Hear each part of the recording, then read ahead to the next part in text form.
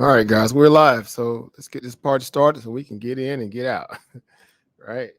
Shout out to family. I'm sure you guys gonna be coming in and out. It is bowl season and basketball season, so I know you're well entertained. So I'm just coming in somewhat like the halftime show a little bit to add a little economic empowerment to your evening, I should say. So shout out to everybody. Peace, power, and profit to the family. Thank you guys for hanging out and again being awesome supporters of basically what we're trying to basically what we stand on, I should say, right? I'm not even say the channel, just in general what we stand on in terms of financial literacy. So shout out to everybody who take the disposition of an entrepreneur through using these different asset classes, financial channels, financial vehicles to get us to from point A to point B. So peace, power, profit to you all on this awesome Wednesday, way back Wednesday, all that and then some. Shout out to the family coming in to the chat already. Brother Mathis in the building, Peter Mosley in the building, Family Future Fun Show in the house already. Peace, power, profit to you as well already. Salute to the family out there, those who are, again, holding down the household, got kids in one arm, balancing the checkbook in the other hand, and definitely watching, urban economic empowerment through, African Emporium channel today by way of the Dagger Squad channel, all in tandem, right? So we can say for the multitaskers out there, right? Shout out to you all, right? So what's going on over Brandon in the building as well? Peace, power, private over Chris in the house as well, right? Got the family coming through a little bit. Again, like I said, I know you guys are busy. This was kind of impromptu, even though I pushed the time back from 8 to 9, right? I have some things to take care of, right? Y'all know how I go. This is unorthodox for me. Typically, I have training or I have something else going on, but I was able to kind of fit in a little bit of that, that timing into being able to kind of come forward and bring something, to the family, because we typically have our urban economic empowerment show on Wednesdays on the Dagger Squad channel. But, as you guys may know, our illustrious Miss Eva Monica Lamb is out of the country right now, celebrating her Earth Day, her birthday, living her best life on a yacht somewhere in the middle of some blue beaches or blue water and blue baby blue skies, right? Right. So shout out to her again, enjoying herself right now. And again, we envy her in the best way. Of course, we would love to be in her position right now, but we're still here doing the work. We're going to continuously, support her and support, what we're trying to stand and build on here as well. So shout out to Sister Monica Lamb out there again, sitting on a yacht somewhere, just living her best life, right? Guys, she just, I don't know if you guys saw some of her pictures, right? She looked very, very comfortable and happy. Right? Have it no better way, right? We have it no better way. All right, so let me get my mic stand right because it's loose a little bit. Let me tighten it down. All right. Tighten my mic down a little bit because it's starting to move a little bit. All right, these little arms are good, but you do got to reposition them and go through all that. All right. So with that being said, guys, we're going to jump into it so I can get off as well.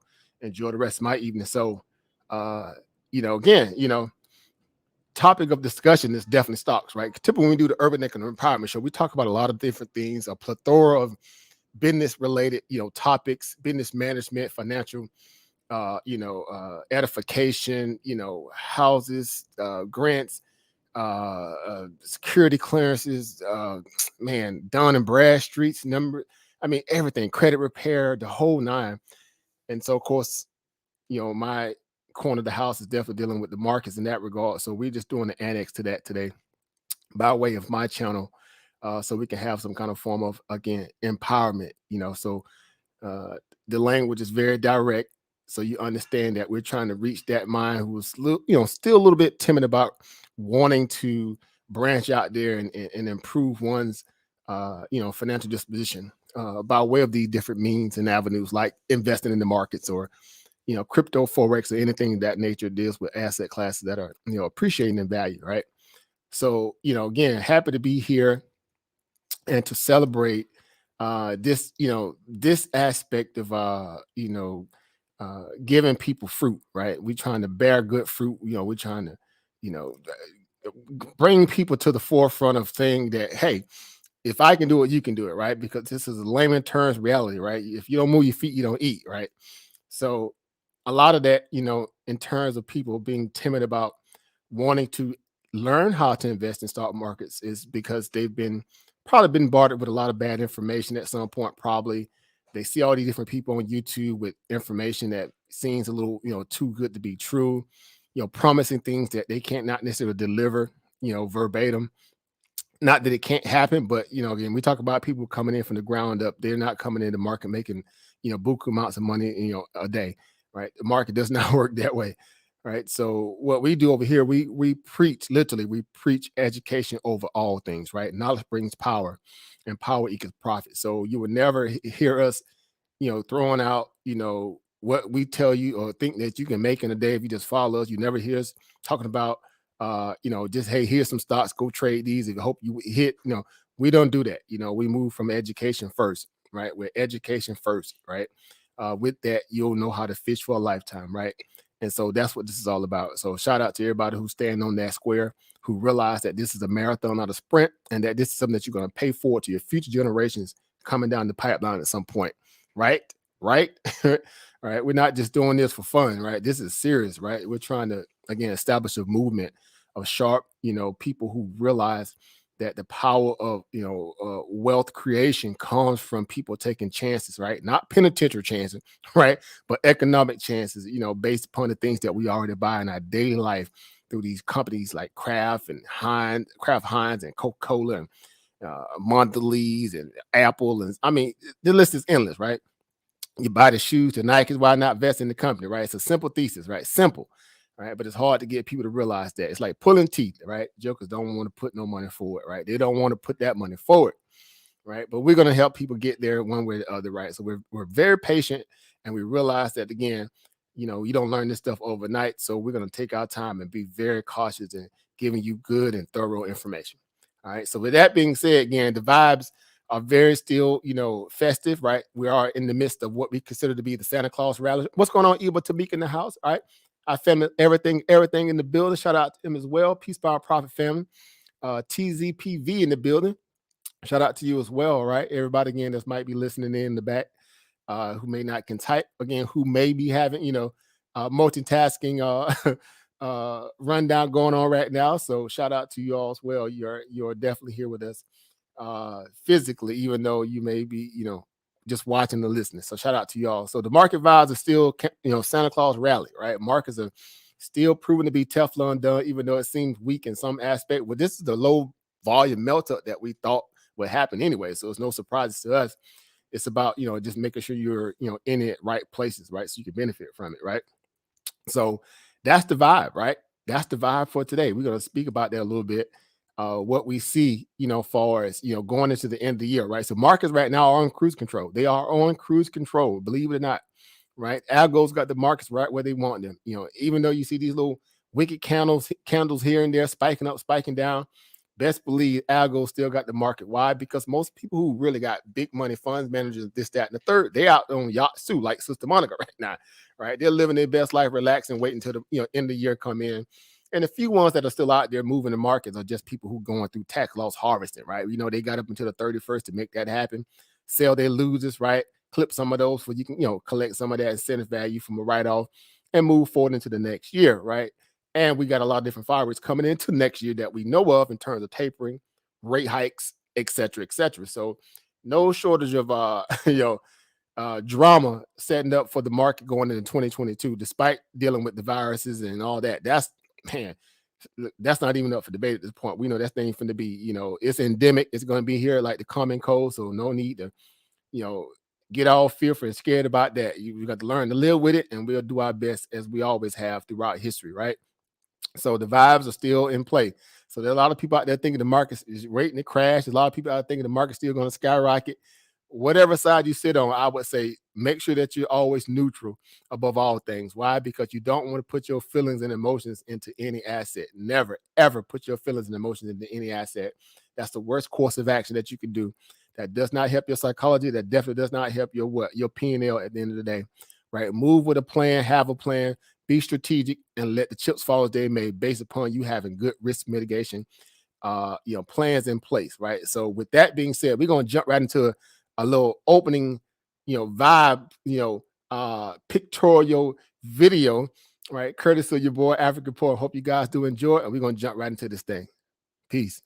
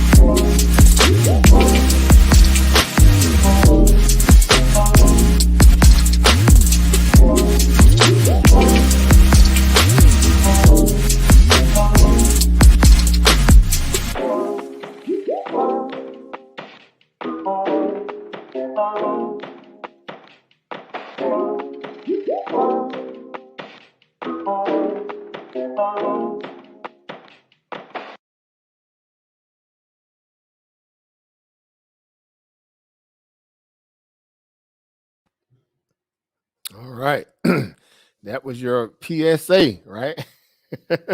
That was your PSA, right? Knowledge brings power, power equals profit, right? That is the mantra we live by. That's the mantra we want to inspire others to, definitely formulate their composure by, because why? Your emotions can get you in trouble, right? Being a little too giddy can get you in trouble, right? So we want to realize that no matter, again, if you are bullish or bearish, just make sure that you're balanced, right?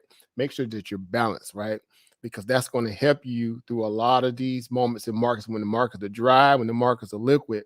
Nonetheless, you'll be able to read, exactly the tea leaves as they may fall at that point, so you can make, again, great, strategic placements in your trades, right? Or your investments, right? Again, this is not a day trader show only.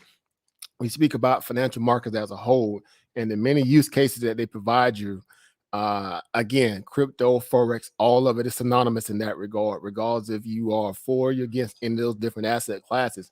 Nonetheless, if they have a value to appreciate or ability to appreciate, I'm all for it, right? I'll do the due diligence that's needed and we'll go forward from there. Right. So again, as you see on the screen, you can't deposit excuses, right? So we're going to speak a little bit about that. Why? Because again, within that, there's this silver lining that people, who look at, like you guys who are definitely, market ready, who's learning the game right now, who's learning this craft, this industry. And you see other people around you who may, already kind of been in for a little bit, they got a little success going or whatever the case. And then you tell yourself that, I could do this too. And definitely you can.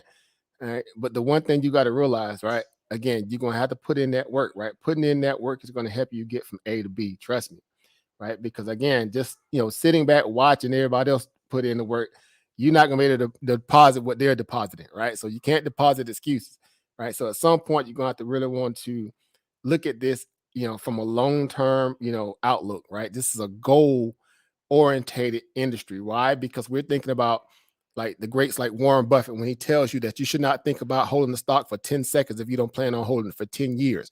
Now, 10 years may be long for a lot of us, and we say, well, the markets may not respect the 10-year trend decades, blueprint that used to come out of the old markets, right? Let's say the last 30, 40 years. Now it has moved and morphed into a more, it flips industries very fast now. So now people are planning for 5 years, right? As opposed to 10, but nonetheless, that's still more so what you need to be aspiring for anyway. If you're thinking about, again, having long-term irons in the fire that will be able to feed your grandkids one day, let that marinate for a moment.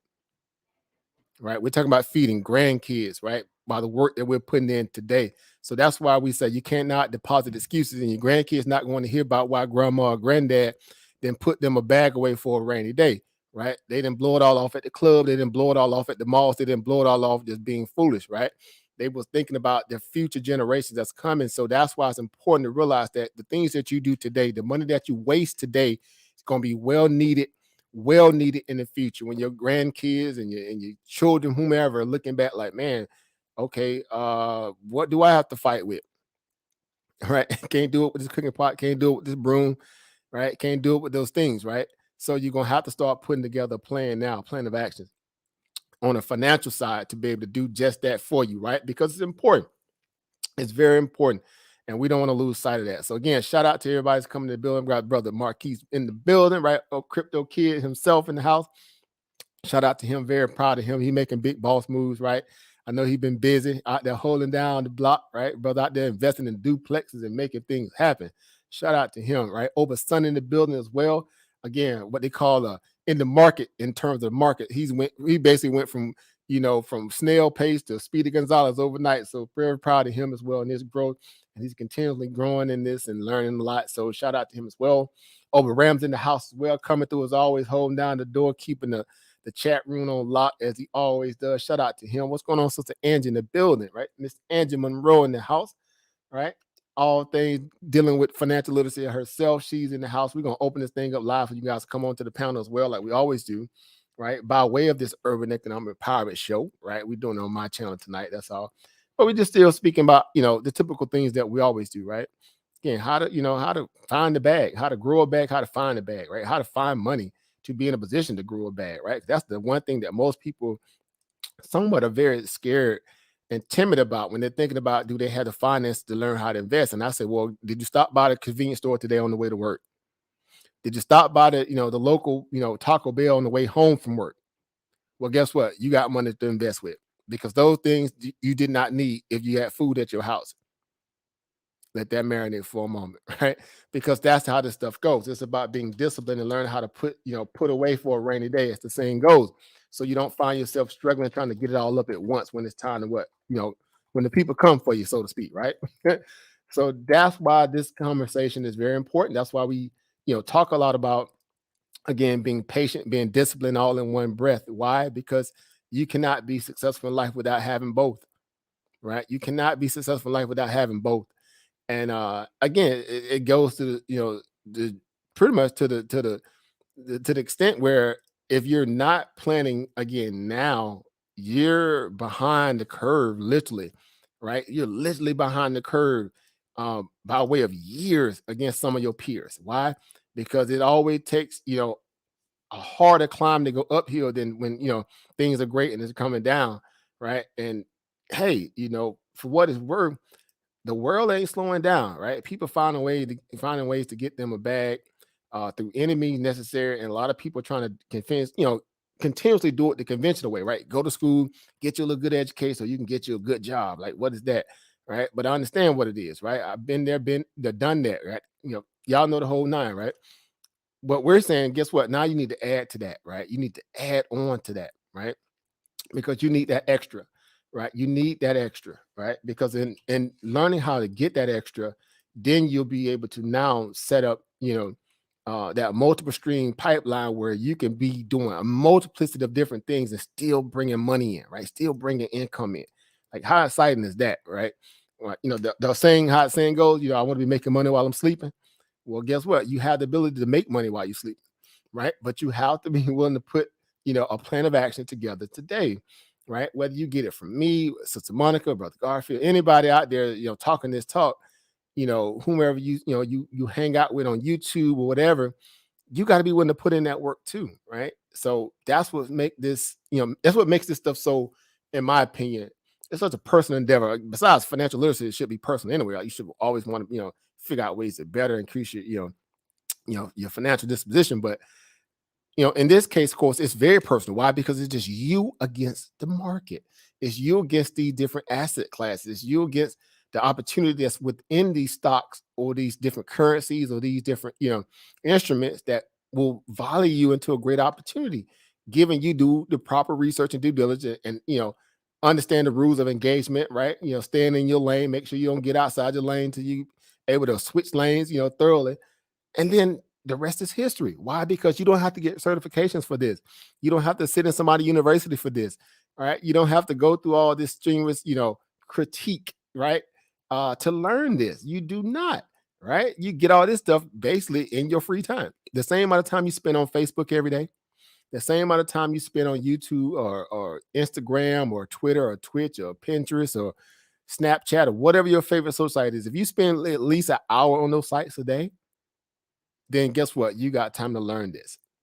You have time to learn this, right? If you spend any amount of time, yeah, you got time to learn this, right? So that's important, right? And we need people to realize that and understand that. Why? Because again, everybody, has again, in their mind, a reason to say or an excuse to say why they don't have the time, right? So it's kind of goes down to this, like, you don't have a job, right? But you're on every social site, right? So I guess you're a social worker, right? You're doing the wheel of monitoring and being a moderator for YouTube and Facebook, because you might be trolling people and just all over the place all throughout the entire day, but you ain't getting nothing done, right? You spent the whole entire day trolling and got nothing done financially. So I guess that makes you a social worker, right? An unpaid social worker, right? If there is such a thing, right?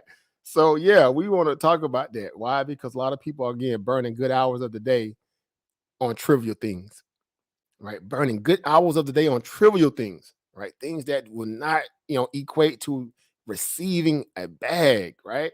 Or some kind of form of currency, right? Uh, and that matters because again, we don't do the emotional currency thing over here unless you're getting that from your spouse and your family member. That's it. Because that stuff ain't never put no food, in your stomach, right? It never put no shelter over your head, no clothes over your back, right? So emotional currency has its place, but it's not, where we hang our hats on, right? So that's why being on social media all the time without a clear understanding how to use it or reverse engineer it to your benefit, it's a waste of good time. It's a waste of really good time, right? So I implore you guys to, again, use your time wisely. Realize that again, life, even though it's short, they say it's short, but and then they turn around and say what? Live it like it's not like no tomorrow, right? That's the dumbest thing I've ever heard. Why? Because yeah, it makes sense if you got a death wish, right? It makes sense if you got a death wish, but if you don't have a death wish and you're really trying to plan for generations, down the road, then guess what? Every day is a power move moment that you're trying to build on to, you know, essentially affect the livelihood of your future generations. Let that marinate for a moment. You don't have time to waste as much as you think you do. You don't have that much time to turn up every single moment of the day and think you're going to be protected well into your elder years in life.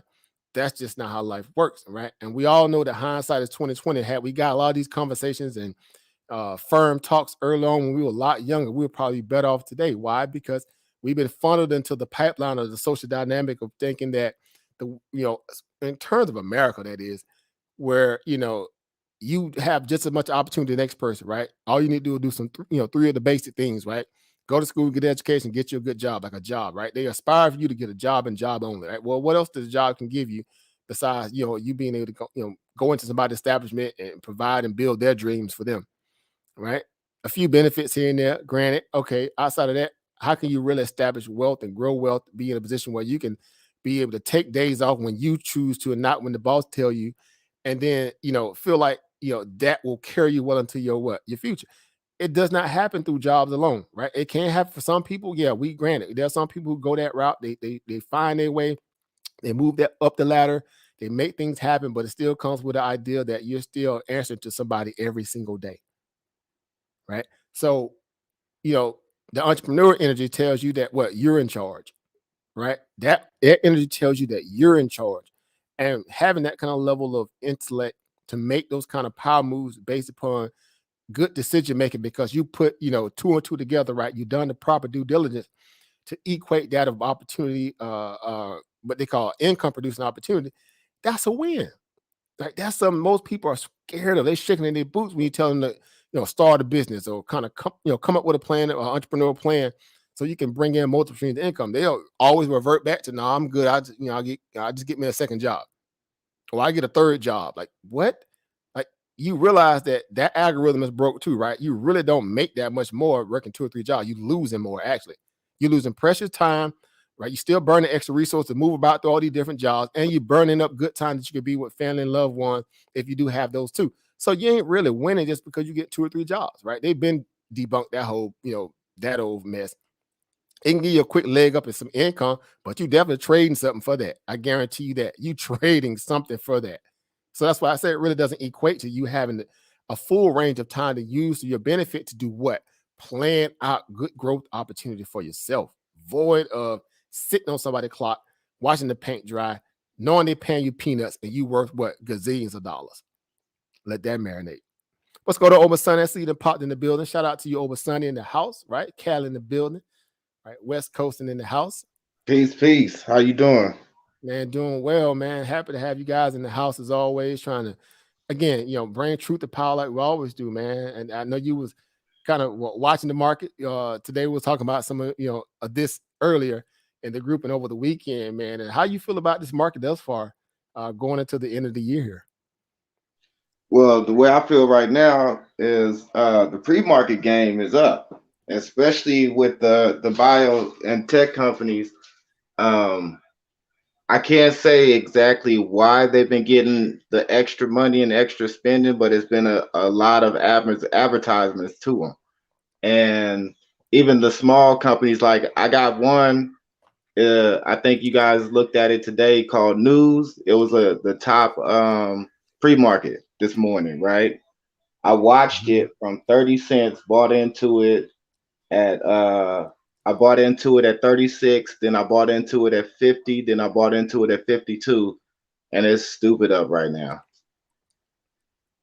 See that it's that kind of stuff like that, right? Being in a position, right, where you can make it happen. What ticker symbol was that? I remember seeing it too. Let me backtrack a little bit. I'm It's about to called look at it. News, It's news, right? NEWS. That's the Yeah. one with the News Corporation, NWSA. If I ain't mistaken, is that the one? There's several No, of them. No, it's that's not the one. NEWS. Right? Yeah. Yeah. Right. I'm thinking about News Corporation. I'm talking about thinking about the other one. You're right. It is. It's News Network Public. No, not News Network Public. It's God, which one is it? It's I I have to want look to. on my tick. Hold on, Yeah, I want to say. I think it's. I could be wrong. I'm thinking about another one here. Uh, but NEWS, I got News Corporation. If that's the one, if it's in NEWS itself, that one recently just bounced. If that's the right one, I think from 21 up to the 22, 23 almost. But either way, we'll figure out what that ticker is and we'll bring it forward and we'll share it with the family here. All right. But just using these kind of, these instruments, like Oba Sunny is saying, right? He was able to kind of, play that or parlay that off this, intraday pre-market, that would set up an opportunity for him. Obviously, in this case, obviously he was saying he took the position on it and it fared well with him. So matter of fact, let me run over here to Let me run over here. It's new NEW. I figured that's what it was. All right, I was like, why am I saying news? Right? So it's NEW over. It's Pucks Unlimited. I remember seeing it too. I was like, this must be another one that I might have missed. Right. So NEW, right? Itself is the ticker symbol. So let me pull that up real quick, guys. And we're gonna share that with you guys here. So you guys can, you guys can follow along, kind of see, what we're looking at, and so we can talk about it. So let me get this thing off the screen so we can get this thing popping. All right. So let me take that off. And let me share my screen here while Oberson is coming back in the building here. Yeah, it cut me out. It's called Puxin. Yeah, Puck. I was just saying that to the family in the back. I was like, I remember saying this. Yeah, I'm like, LTD is a Puxin Ltd. Its ticker is NEWS though. Yeah, I got it up right now on the screen, so you probably can see it on my side too. So that way, if you want to explain it, you definitely can. Matter of fact, let me make it a little big that way for the family can see it. So yeah, this was one that was running this morning, and again, a little small cap, little penny stock, underneath $1. Again, had a nice volume surge as you see here on the daily chart. The daily chart doesn't really show adjusting when you're trying to looking at the volume, but you can see that big green long volume bar down here, which definitely denotes that this thing, got a lot of new shoppers that came in today. And from that, all right, obviously caused the stock to move up, substantially throughout the day. End up closing up as high as 80%. At its peak, it was up, roughly, I want to say over 100 and plus 120 some odd percent, somewhere around there, maybe give or take. So real quick, it went to 118 on its peak. Yeah, I think it was like 108, 120, 118%.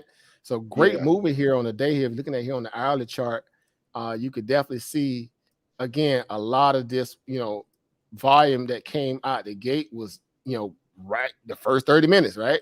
Right, the first hour of the market, right? Which typically great for us because we love the rush hour, traffic hours of the day anyway. Why? Because that's when most people are most euphoric and most ambitious about the markets, right? And people coming in with their dollars, they're trying to get what they can, and whatever the case. So this is a great time to play into that momentum, right? Especially if you're a momentum trader or you're just basing it upon a great breakout story, right? When the stock might have had news or it was, ready for a technical breakout, whatever the case. And when that volume comes in and surges like you see here on the screen here, man, that's like, man, that's what they call, get in and get out. Are you done for the day? In the first hour of the day, you already done, right? You basically gapping up from 34 cents a share here, topping out around about near 70. I think at the peak, it got up there like close to about near 70, 69 cents. It's saying here on the fall to take value, but we know it squeezed a little higher. That's a nice bag, right? That's the first hour of trading. So again, when people say I ain't got enough money to get started and learn how to do this stuff and all this, that, and the third, but I ain't got money because I got to go to the club and turn up. I ain't got enough money for that, bro, because I got to go hang out with the mistress. And look, this stock was 34 cents this morning, right? 34 cents. That's couch money. That's pocketbook money. $340 get you 1,000 of them. 1,000 shares, right? 1,000 shares for $300, right? And then you're talking about the notional value just gets you in the game in terms of being able to get you what? The shares. The percentage gain pretty much gives you an understanding of what you're getting on that notional value that you put down on the stock. So if you got, per se, 1,000 shares, whatever, right? You're talking about, going up 100+%, right? 100+%. Well, guess what? You just 100% that $300+. Right? Now that 300 now turns into 600 plus. Let that marinate, right? And all that happened in the first hour. So again, you didn't double your, most people out there, like college kids that's working at the university with it, you didn't double their whole little weekly little paycheck, right? They're making like $200-300 at the local little McDonald's or wherever, right? I don't know what they pay these days, but I hope they're paying a lot.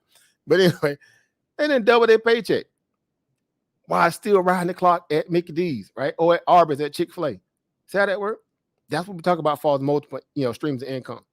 Now you on the clock, on the job, and you got your little phone down in the corner a little bit, peeking down there, getting your little trade in real quick, right? Still slinging fries.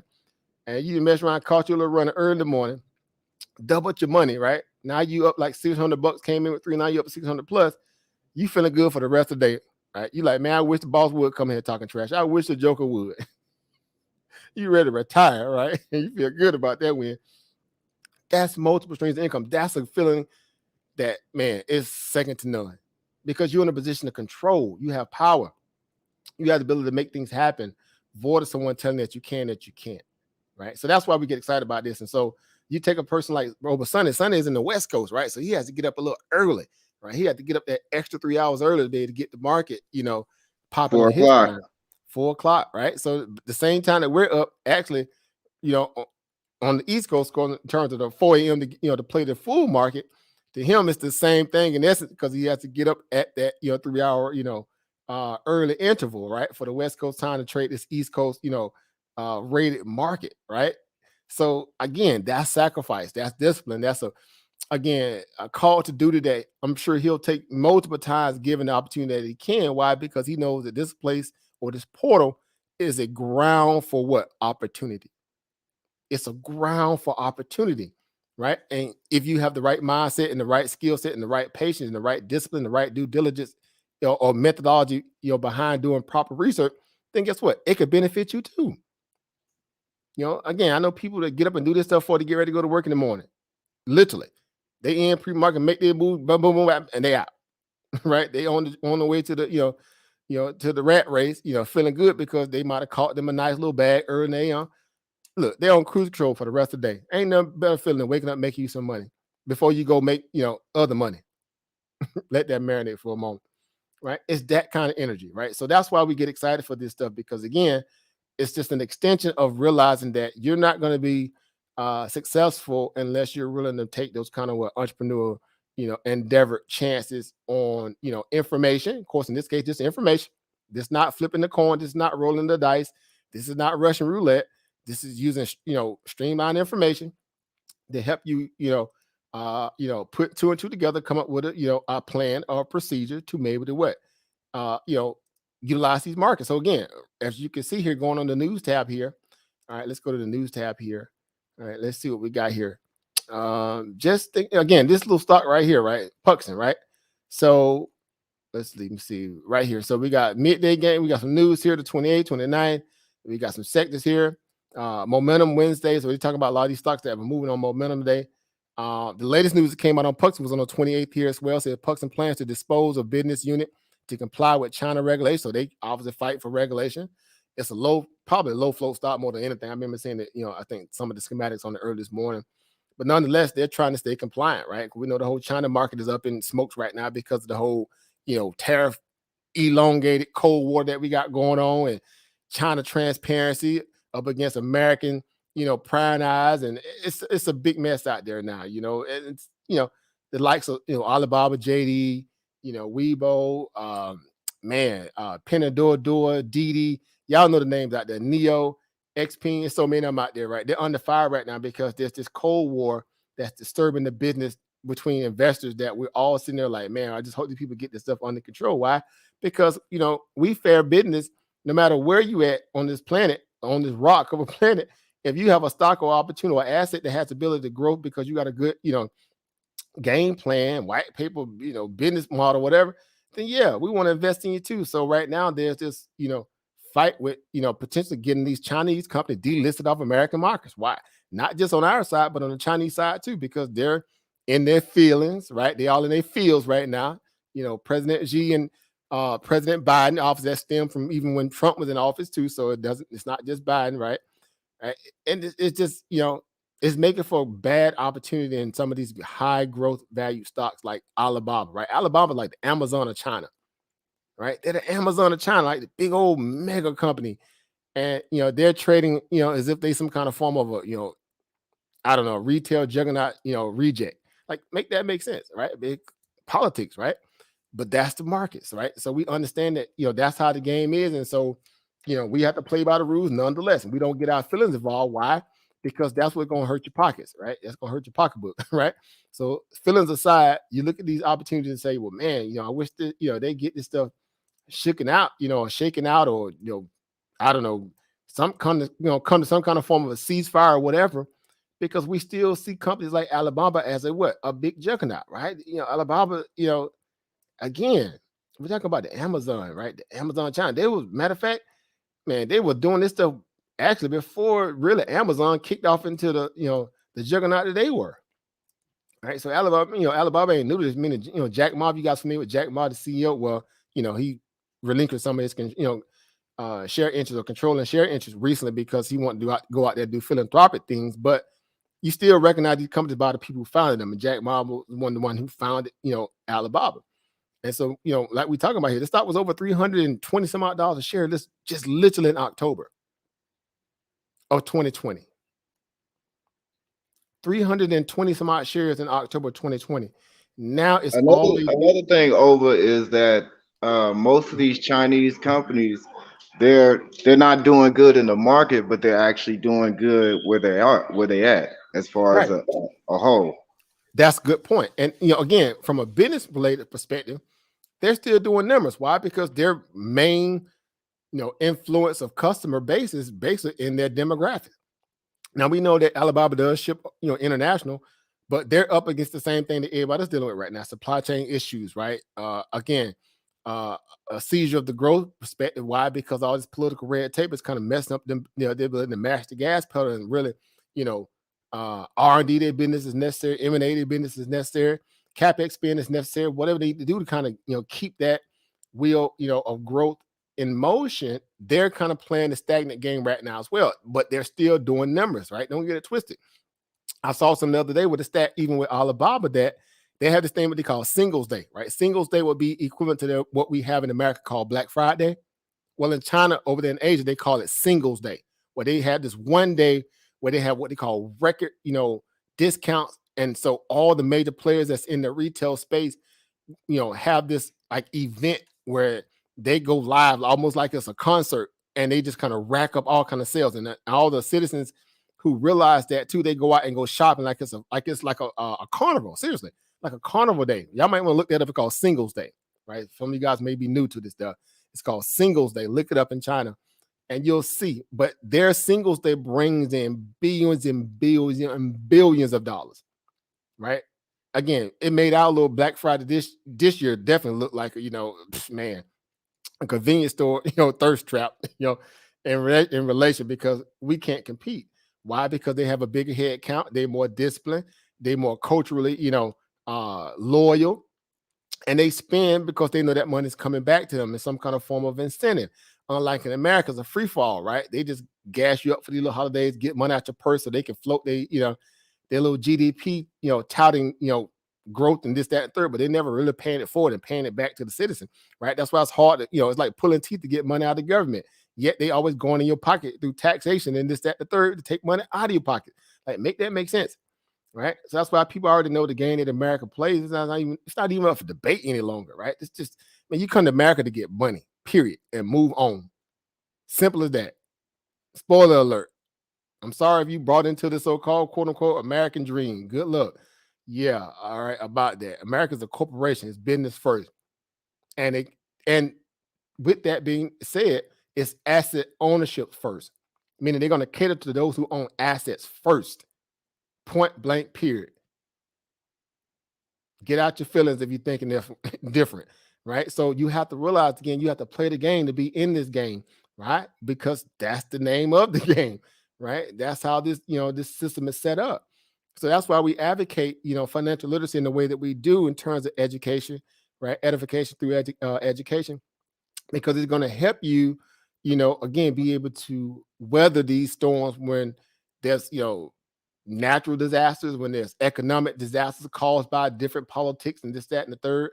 You don't want to be caught sitting there, overly leveraged in a whole lot of what trivial things and trivial debt, trying to figure out, how you're going to survive, right? That's just how life does not work that way.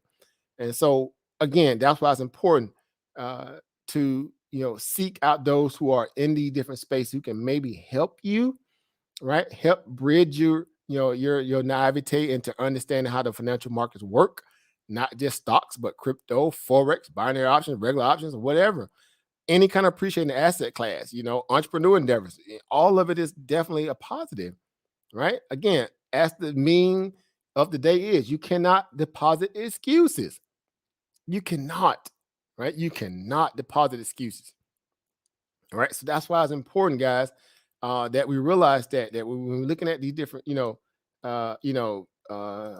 cases, from the aspect whether you use the products or you don't, these assets, these financial vehicles in terms of these stocks it's all relative, right? It's all relative. It's all relative, guys, because again, you're looking for the broader and the bigger picture.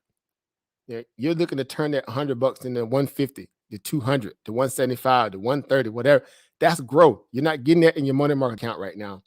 You're not getting time and a half. Well, some jobs might be paying time and a half right now because nobody want to go fight the COVID, right? The Omicron, all else, right? Speaking of that, we got some, job claim numbers coming out tomorrow for false economic data. But nonetheless, that's, pretty much the reality out there.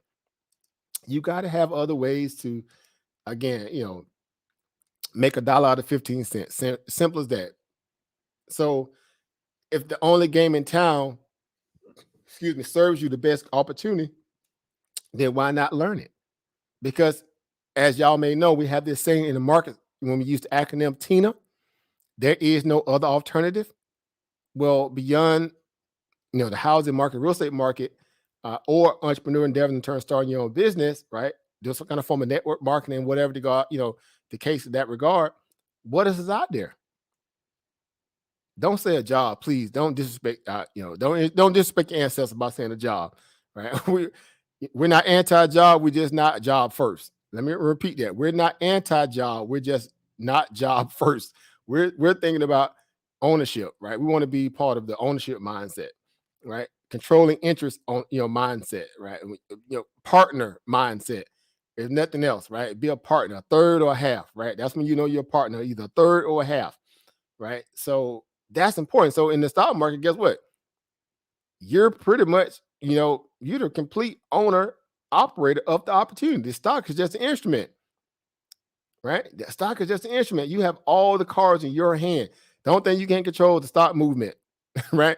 Meaning that's based upon the stock growth, perspective that of the company that they're going to go out there and do good business with your money as an investor, right? Like when you look at the stock like Nike that I have on my screen right now, I mean, clearly you see what's going on here with Nike. All right. Now, this is just, within a short window or span, basically, within this year, right? Going back as far as April here, right? I mean, $130, right? See that little, channel there, sideways consolidation channel there for the longest, and then it breaks out, right? Stellar them was coming in, basically doing, the summer months, kind of giving you that understanding that the stimulus checks were still popping at that point. The Asian market was still popping a little bit. Before all the other stuff got back to where it's at now, and the stock just gapped up and ran up and made a new high, all the way up in the $175 a share from 130. That's a $40 increase per share, right? Again, based upon a lot of stuff that you guys were already witnessing as a consumer. Why? Because there were certain shoes dropping, there were certain sports events popping, there were certain things that were going on in or around the world of sports or sports paraphernalia where you can, again, connect the dots, put two and two together, realize that this is a game of what? Connecting the dots, right? It's a fundamental game and it's a technical game, right? What you see on the screen right now is the technical game. The fundamental game is everything I just spoke about that y'all already basically know about as a consumer. Why? Because you buy Nikes too. You know when hot shoes are dropping. You know when to get excited about other people buying these products too. Why? Because you know that release date is kind of like a movie release date. People can't wait to get it. Why? They get FOMO'd in. They got fear of missing out that they may not get their shoe, their size, this, that, and the third. You see how that go? See, you can really parlay. You can talk your way through a growth opportunity based upon your normal use case as a consumer in terms of what some of these companies do. When they drop a new, product, or when they got a new advertisement, blitz going on all across the TV because it's doing sporting season and they're doing Super Bowls and bowl games and NBA games and you see they marquee banners all over the place. Look, y'all know what it is. Don't complicate opportunity, guys. I repeat, do not complicate opportunity. And what's going on? Over Shavers in the building, right? Sister Lex in the house, I see as well. Over Shaniqua in the building, she done popped in the house as well. Right? Shout out to everybody that's coming in the house today, right? So, that's the energy here that we're trying to profess here. Right? We're not selling you nothing. You see this stuff like I do, right? I don't have no control over this chart. None. Right? So there's no manipulation. It's a free fall. So I wake up, I see the same chart the same way Warren Buffett sees it when he wake up. Granted, whatever the indicators you have on the little chart, that's the only difference. The money is there, right? The money is there. And so the opportunities are there. The patterns are setting up, it's redundant at this point to realize that Look, if you want growth, you're going to be in stocks that have a growth a growth story behind them, because they've been around since maybe when you was in diapers, and they still doing business. That's not rocket science. See how that work? You're not contemplating whether or not Nike is a good stock to buy as you bought the shoes religiously over 12, 13, 15, 20 years, and now you're trying to convince yourself, well, the company ain't that good because they ain't have my size. Like, stop. All of a sudden the company ain't good because they didn't have your size. They ran out the size in your little neck of the woods where you at, as if they ain't gonna have that size somewhere else in somebody else neck of the woods. See, look, but I gotta say that. Why? Because a lot of people are always trying to find what? Y'all know what they're trying to find. They're trying to find excuses. Excuses. Right? You cannot what? Read that from me, Oba. What did I say over on the screen? Can't deposit excuses. Say that one more time, Oba. You can't deposit no excuses. You cannot. None. You can't deposit excuses, right? And y'all know that to be true. Why? Because we've all had moments in life where we had our what? Woulda, shoulda, coulda, right? We had our woulda, shoulda, coulda, right? And we can get a do-over in that, right? Can they get a do-over? Well, that's the reality within this, right? Because you have to put in the work to get the work, right? You literally gonna have to put in the work to get the work. So that's how this stuff is set up. And again, you're doing this in your, in the midst of you making moves throughout the day. You're shaking and moving and doing all this stuff on the fly. I'm not making that up. You're doing this on the fly. It ain't hard to get an update on your phone about a certain stock. You can set your phone to get updates about anything, any kind of breaking news that had to deal with the financial markets. See how that worked? It's supposed to get a notification coming in about Facebook about somebody that had a jump off last night or some silly stuff. Not saying that the business that you have with your family on the social side ain't silly stuff, but y'all get my point. It's trivial to the point where if you can't monetize it, then how good is it really? I'm just asking. If you can't monetize it, you know different than sitting on the couch looking like this person right here, right? Eating chicken and pizza all day, thinking about working out and thinking that you're gonna get healthy by watching somebody else get healthy, right? That's not how the world works, right? You don't get healthy by watching other people get healthy. You can learn by their moves, but you still want to put in the work at the end of the day, right? So that's why we're definitely work ready in this environment, meaning we're ready to open up our cell phones, go to Google, go to Market Watch, go to Benzinga, go to any seeking out any of these publications out there, the street, you name them, Dow Jones, Reuters, any of them that can lead you to some kind of form of financial news that can help you better equip yourself to be able to what? Make good financial decisions with your money based upon opportunity. What is the stock? No more than just what? Opportunity. Simple as that. Let me again, just Nike on the year, again, breaking out because, again, liquidity is just flushing the market with capital because everybody want to be in the market as opposed to out of the market. Gift and the curse, right? Either way, nonetheless, it's growth opportunity. $61 basically going back March of 2020. $61 on that COVID low drop that we had for the Black Swan event dealing with coronavirus coming to everybody's shoreline, caught everybody off guard. The market pulled back, and after that, it skyrocketed. $60 all the way up into like 180. And that happened in a year and 7, 8, 10 months, somewhere around there. Let that marinate. Y'all do the math on that. How many times did that stock double? How many times did it turn over, I should say? Roughly about 3 times. It's about 300% gain in less than 2 years. I didn't stutter. 300% gain in less than 2 years. 300%. And it was a given. Why? Because the market's pullback gave you all the opportunity to get a reset button to buy Nike at a cheaper price. You know as well as I know, Nike has what? Buying power, celebrity power, sporting event power, you name it. It's built for that culture. So look, paraphrasing my way through this so you can see this. I don't have to even get overly technical in the fundamental assessment of what you guys already know as consumers. You're just trying to figure out, if you put that money forward and don't have to sit there and micromanage every 2 seconds. If you can get used to not micromanaging your money every 2 seconds, then guess what? You have the ability to become a really good investor. Why? Because you're going to blow that same money again at the convenience store, at the local mall, at some little event where you just going to blow it and not think about it. Why? Because you're already planning in your head before you get paid how you're going to spend your money on certain things. Once the bills are taken care of, the rest of it's gonna go what? Michelin, I'm gonna turn up with this. You're gonna turn up and liquidate it. I repeat, you're gonna turn up and liquidate those funds, and then you have to work twice as hard next week to get it back. Or get back some kind of form of normalcy in your head where you feel like, okay, that was just, whatever. It was good for the moment, but I need some money. like no, like who want to continue to be on that, that hamster wheel? Not I, said the cat. Not I, said the cat.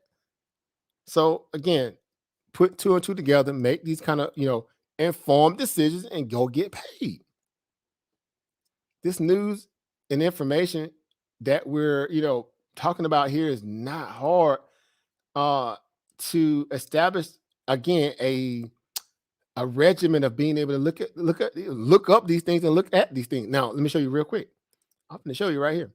See, I would like to go a little step further, right? I like to put in some work, right? I don't just give y'all half information. When I go live, I'm going to bring some, some data. Down in my description box here, as you see, I have this thing called current events. I've been putting them down ever since I went live and I spoke about something specific. You're going to you best believe I'm going to have something down there, right? In most cases, right? So current events of the day. These are the things that popped off today, and then others too. This is just a small window of different stocks that popped off today. But again, this is stuff that's coming through my news feed, coming through, my cell phone, tablet, and computer, feeds throughout the day in terms of notifications, this, that, third, because I have my phone set for this kind of stuff. I didn't have to sign up for no kind of, paid subscription. I had to do none of that. All I had to do was just go to their website, put my email.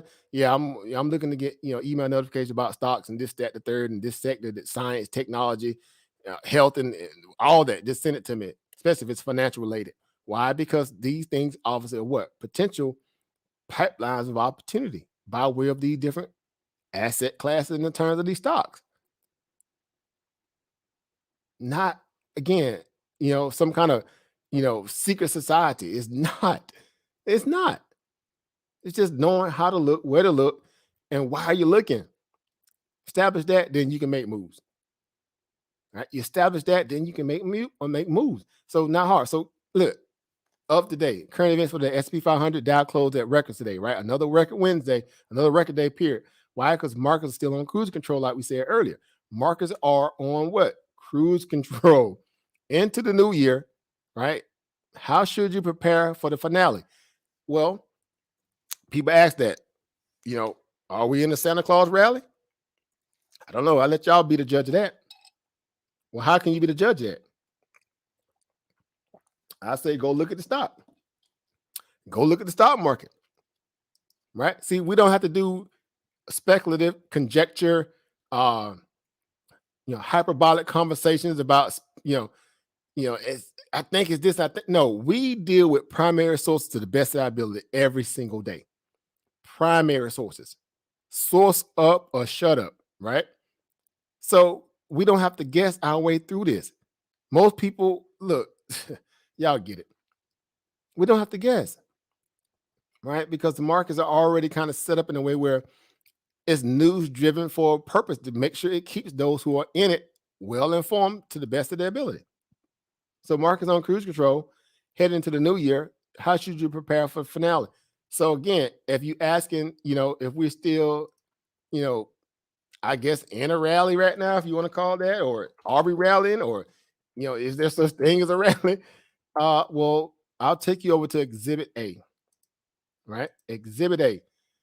We don't have to talk about it. We can go show you, and then we can, basically show you how to be about it, right? So you don't find yourself feeling like you're playing, a roll of the dice game, right? You flipping cards over, whatever. That's not what this is, right? This is strategic. It is information overload in all the right ways, right? It's by way of being in the space that you can get it, get in on opportunity because you're already, sitting and waiting for something to come across your phone that may be a beneficial opportunity, right? So this is what you call a holiday drift, a bullish drift. Some people call it bullish drift, but I'm just gonna say the holiday drift. Why? Because people feel very good about themselves going into the end of the year. Why? Because it's holiday, it's festive. People spending money. They got time off from work. They're hanging with family. They're planning for what their new year going to be like. Whatever. People are already, are always more casual and cavalier about finances, somewhat, to a degree, when it comes down to the end of the year. And so there's this thing that they call the Santa Claus rally, right? True story. The Santa Claus rally is just, an understanding that all the things I just described, where it gives markets the opportunity to want to kind of what, make a little rally until the end of the year. You want to finish strong, right? The whole thing, you want to finish strong. Well, the market right now, as of today, is definitely trying to finish strong. Why? Because we're already at all-time highs. Check mark. We've already, gotten through a whole lot of different, headwinds of news reels in terms of COVID, in terms of tapering, in terms of rate hikes, in terms of, wars and cold wars and potential wars and, bad politics, good politics. We got through all that, and the market still figured out a way to go what? Higher. So I like to say, if there's grass on the field, play ball. Why? Because the markets are setting up that, they're giving you pretty much all the signals that you need, so you can be very comfortable in a lot of ways, and making these kind of financial decisions based upon short-term perspective and potentially even long-term. Because the markets love greed. Markets love greed. Market loves the wall of worry. It loves climbing the wall of worry. That's the true phrase in Wall Street. Markets love climbing the wall of worry. They love when people tell them that the market's going to crack, it's going to fall, it's going to crash, or Omicron's getting out of control, it's spreading like wildfire. Well, this should bring the market down, and the market does 100%, 180 of that, and goes the opposite direction. And people can't fathom that. And they're like, "Oh, the market is rigged." Well, maybe they were already informed. Maybe they already had people that were already smart and intelligent that gave them the gist of how, sensitive of the news, would it really affect, the economic, football full of the marketplace as a whole, or is it just a one-off event, like a flag on the play, but it's not going to really distort the game from being able to be played. See how that works? See, that's the difference between understanding how the system works as opposed to trying to figure out how to make the system, bend to your will, right? Because, maybe you wasn't, prepared mentally to deal with the markets in that moment. So again, it has to be a scam. It has to be manipulated. Of course, markets are always going to be right, even when it's seemingly bat crap crazy wrong. Why? Because it's being moved by money. Money don't have no feelings. Money don't care about your feelings. It don't have emotions tied to it. It don't have, wishful thinking tied to it. It's either going to make a move or it's not. Either they're going to move that money or they not. So we have this very simple saying. We say, follow the money. What's going on over Al? Over Al in the building. I see you in the house. Over Al Sims in the house. Right. Okaha in the building as well. I see you up there as well. Right. Shout out to you all. All right. So that's the energy here, guys. That's what this is all about. So as you see here, the market has been on a 6-day, 7-day bullish drift to the upside, like it ain't no tomorrow. And look at the size of those candles. Now, interesting, look at the size of the candle, but look at the volume down here below it. The volume is lower than that it was previously in other days when the market was kind of sputtering, going up and going down. And the bars are, I mean, you come at this, that's robot trading. I've made this saying many times. When you see bars like that there, that's robots. That's algos, obviously. We talked about it before the market even got to this day. We said the algos got the market right where they want them. Right, and they're gonna bullish drift this thing all the way to the end of the year. If this ain't it, I don't know what to tell you. That's definitely bullish holiday drift right there, all day, every day, right? So yeah, I would say we are in the midst of a Santa Claus rally. I would definitely say that. Why? Because convince me how all that bullish action that you see on the screen right here is anything less than that. Look at the size of those candles. Look at the value of the volume that's very low and fleeting. That's algos. That's people who not getting in the way in front of that, trying to short that, thinking they're gonna beat an algo.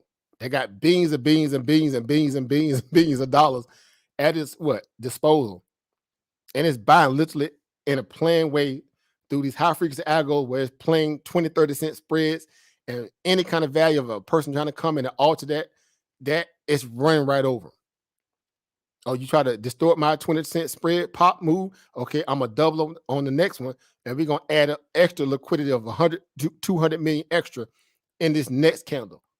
And it's just running over people on low volume. So low volume melt ups are just something that the market is known for. It's not a secret. Those who've been around long enough, they know what this is. This is a holiday drift. This is a bullish drift. This is a low volume melt up, rip your face off with a very low methodical volume where you can't really fight it. You can't escape it. You can't alter it. Why? Because it's controlled buying. It's like every 10 minutes, okay, 100 million. Every 10 minutes, 100 million. Every 10 minutes, 100 million. How you going to fight that?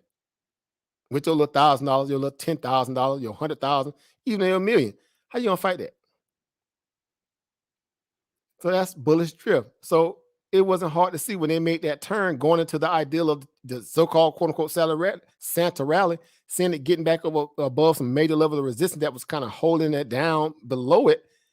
As soon as you cross over some of them gun lines, oh, I'm game on. Why? Because my risk is already defined towards my support lines. The rest is history. Go get paid.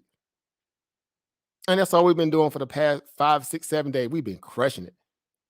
I mean, I've been, look, y'all know what it is. Right? We don't just talk over here. We show receipts too. We got receipts where we've been showing, right? $1,000 plus days ain't nothing. $2,000 plus days, $700, $800, $300 here, $200, whatever. Because the market is showing you, hey, here's a free fall, sir, ma'am. If you want to partake in this, just the rules of engagement, you gotta know what you're doing. Let's go. Right? Wrote a song about it. Here go. Yow. That's all you hear. Yow. And people just locking in, expansive gains. So yeah, I would think we definitely got a Santa Claus rally. Why? Because we came from 450. Guys, we came from 450. We seen it 480 day in there almost. 477, 478 today, intraday, 479 plus on the futures, on the ES. Look, how many days was that? Again, 1, 2, we didn't even count this day. We count this day. 1, 2, 3, 4, 5, 6 days, right? Even you got a little red candle in between here, it still held support up there. So show me where it's crashing. To that regard. Not this, we're not going to get a pullback, right? But on the daily, guess what? The RSI is still sitting at like 61, 61.80 to be exact on the daily chart. And markets can remain irrational longer than you can remain solid. Meaning, the more you think it's going to pull back, the more it'll grind and go higher. Why? Because people are chasing the market because they're just seeing all these big green candles and they got in up here, or they got in up here. They missed all this down here, so they want their money to still what? Be fruitful too, like everybody else. So they just add to the pie like everybody else. That's still hoping the market go higher. They're not really selling the way that you would think. Why? Because they know the algos got their back. In terms of that, when the extra traders come back from holidays and get back to the market, then you should probably start to see some weakness in the market, coming back at that point. That's not rocket science. That's just understanding how the market works, right? Simple as that, right? Bullish drift, holiday drift, call it what you want to call it. Low volume melt up, algo, control. Don't fight the machines, right? I'll be back on the Schwarzenegger style, right? Get to the chopper, all that, right? Because some people might have to get to the chopper, right? Because they keep trying to short the market, and the market is running over. Yeah, get to the chopper, right? So as the old mean thumbnail goes, I don't always have a chopper, but when I do, I get to it, right? Because I might need it. And so I've been using my chopper. I sure have. I've been blasting these call buys. I've been blasting them and just feasting. Wash, rinse, repeat. Wash, rinse, repeat. Get to it. Get to the chopper. And your chopper ain't no more than your what? Your pocketbook, your money, right? Using your money to fight your battles for you. That's what it should be about anyway. Stop blowing your knees, your back out, right? Your elbows out, right? Don't wreck your brain. Use your brain for good things like this. Again, guys, you don't have to have went to the MIT or Berkeley or UCLA entities, Ivy League schools. You don't have to go. You have to do none of that stuff to learn this. You don't have to do none of that stuff to learn this. You don't have to blow $40,000 in somebody, stock trading course to learn how to do this. You don't have to spend $5,000, right, to learn how to do this. in somebody's course. You coming in already trying to figure out how to get money. You going broke to figure out how to get money, and it may not even pan out to what you want. If you don't got the patience in the intestinal, fortitude to deal with this, you may cut and run early before you get a chance to even learn it. So that's what I'm saying. Look, make good decisions. If you're gonna be all in on growth and opportunity and forward thinking in terms of your future, then go for it. Just realize that, guess what? Be smart about how you you go about getting that, or hitting your goals. Right? Be smart about it. Be strategic. A lot of this stuff is online, all over the place. Literally, YouTube loaded with videos dealing with understanding how the market works. And like anything, if you're a sight learner, or if you're a hands-on learner, the more you see it, hear it, touch it, feel it, whatever, the more you're gonna learn it. See how that works? Again, did not require you had to go to nobody's school, none of that stuff. You have to pay nobody high tuition prices to learn how to do the stuff that you can do in your free time. Heck, you can go watch our old videos over and over and over, right? It'll get you started. I guarantee you. I guarantee it will. Why? Because our energy is always the same when we come on. We go straight to education mode, information mode. You hear the terminology over and over, it begins to sink into your psyche. The rest is you just kind of following along with the charts and seeing what these lines are. What is that line he talk about? And we say, okay, that was a 200 moving average. That was a 20-day moving average, right? Okay, that's what it is. See, this is a support line. Why? Because you see people buying or selling at or around this price. They're building up a nice little foundation at that point. That's what the stock, respected that level when it came down towards it and it bounced off of it. It'll just eventually begin to kind of be symbiotic. You'll pick it up by osmosis, as they say. Why? Because your interest level in this will make you so hungry for it that you'll figure out what it takes to learn it, more thoroughly over time. See, that's what I'm talking about. Ain't no such thing as no permanent friends and permanent that and permanent that. It's only permanent interest. If you have the interest, you can learn anything. If you have the interest, you can earn like the average people out there earning in this. Because you know that time is on your side. Why? Because it's a marathon, not a sprint. The market ain't going nowhere. You think people feel like they missed out on the market way back in 1980 because before 1980s, they missed out on the stocks that were popping back in the 70s, and they said, oh, the market is done at this point. I'm not going to invest in it. You think that happened in the 90s? Did you think that happened in the early 2000s? Even dealing with the dot-com bubble and going into the housing bubble. Do you think people say, you know what? I'm done with this. The market ain't going to high at this point. See how that work? 2010, Netflix, all that stuff coming into fruition. Tesla, all that stuff coming into fruition. Facebook coming into fruition for as publicly traded company. Do you think people like, oh man, the market is topping out at this point? It ain't going to go no higher at this point. It's done now. That opportunity, that ship didn't sail, bro. It's done. Really? Really? Really? Again, as the saying goes, stop what? Making excuses. You can't deposit excuses. You cannot deposit excuses. And stop trying to convince people who are hungry for this that they can't have opportunity and growth in this. You're trying to make excuses for somebody else because you make excuses for you. You need somebody to accept your excuses as a way of saying, see, I was right. Right? You're trying to base one moment in the market to say, to see this when the market pull back. See, I told you I was right. See, I was right. Bro, look, get out of here with that tunnel vision. Get out of here with that tunnel vision, because guess what? The numbers don't lie. And guess what? This market got a timeline and stamped and archive for a reason. No matter how far I go back on this chart, you're going to see nothing but growth, right? You're going to see nothing but growth. The further I go back on this daily chart, you're going to see nothing but growth. The further I go back, you're going to see nothing but growth. I'm just saying, make that make sense, brother. Dollars and cents, that is, right? Make it make sense, guys. Again, convince me. Okay, yeah, we make a bad decision because we choose to, please, somebody convince me. Please. Anybody? The further I go back. See how that work? Look at that. Even when it went sideways, up and down, sideways, and then look, the further I go, all right, y'all get the point. See, historically, the market gonna outperform. Most asset classes out there, it's gonna outperform. And there's others out there that do better. There are others out there that do better, but for the most point, it's gonna outperform just a job only, right? Definitely that. Definitely that. It's gonna outperform a job only. Definitely. It's gonna outperform your money market account sitting in, or your savings account that's collecting dust right now. It's gonna outperform that. Definitely. See how that works? You can't escape. Look, all right. All right. So again, be prudent, be patient, and be persistent, right? That's how you're gonna get to the bag. That's how you're gonna get to the bag. You may have an interest in a certain technology or a certain industry as a whole.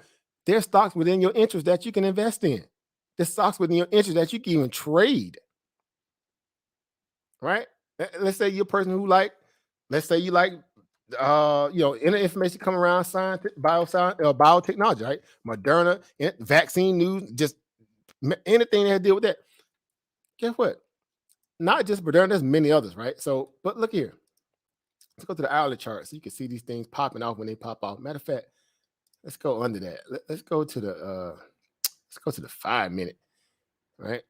So you can see how things be, acting up throughout the day, in what they call real time, right?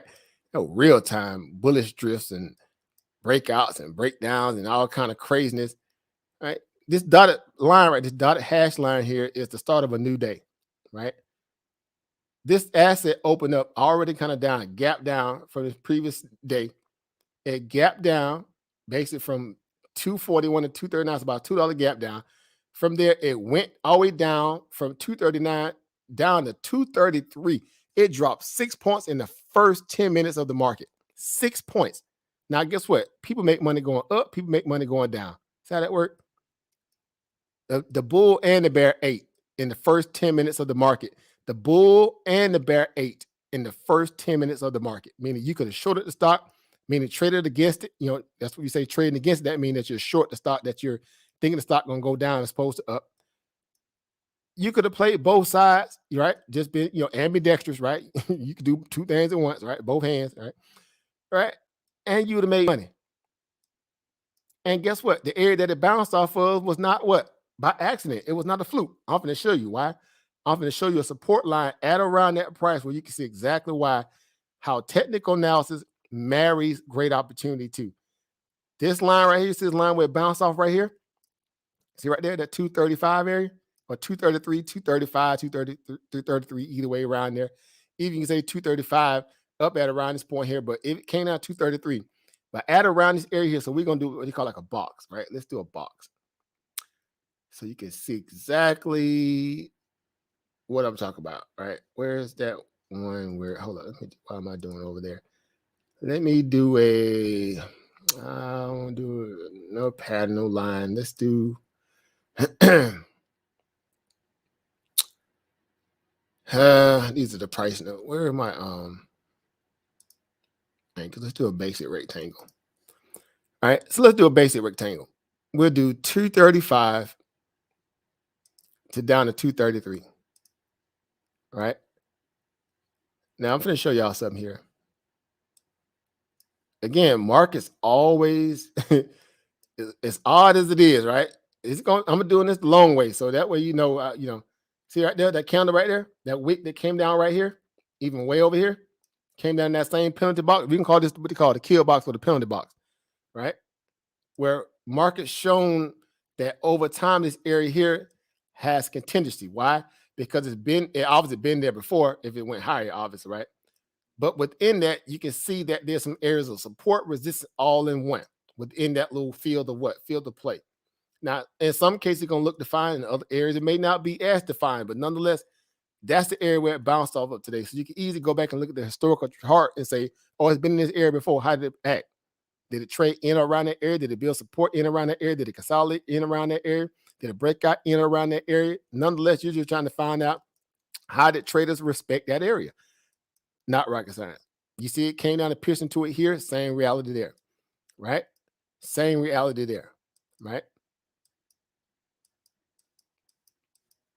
That's how you establish the value of how assets are trading, or how other traders who are who may be in the stock from the previous time are holding their position in or around it. whether the stock going to fall and go lower or it's going to bounce in around those areas. You're just trying to establish whether or not people are what? Disciplined in there and they're holding up the stock. When it's coming down and trying to find support. In this case, that area was already mapped out. I had 235, 234 mapped out already. I did it the other day. I was like, you know what, it should bounce around the area. Why? Because we had basically about 3 to 4 days of just what selling off in Moderna, right? This is on the 5-minute chart, right? So you could definitely see it. And so today was just, no more than what? A technical breakout. Look at the RSI. Dun, dun, dun, dun. Giveaway right there. What is the RSI? It's an indicator that tells you or gauges when stocks are overbought and oversold in layman terms. It uses a 7-day and a 14-day trailing period to give you an understanding when things are above 70, it's overbought. When things are below 30, it's oversold, meaning it needs to be bought, right? At least for a bounce. What did Moderna do today? It bottomed out below 30 on the RSI, especially on the 5-minute chart, obviously, which clearly indicated a potential what? A bullish signal, a buy signal, if nothing else.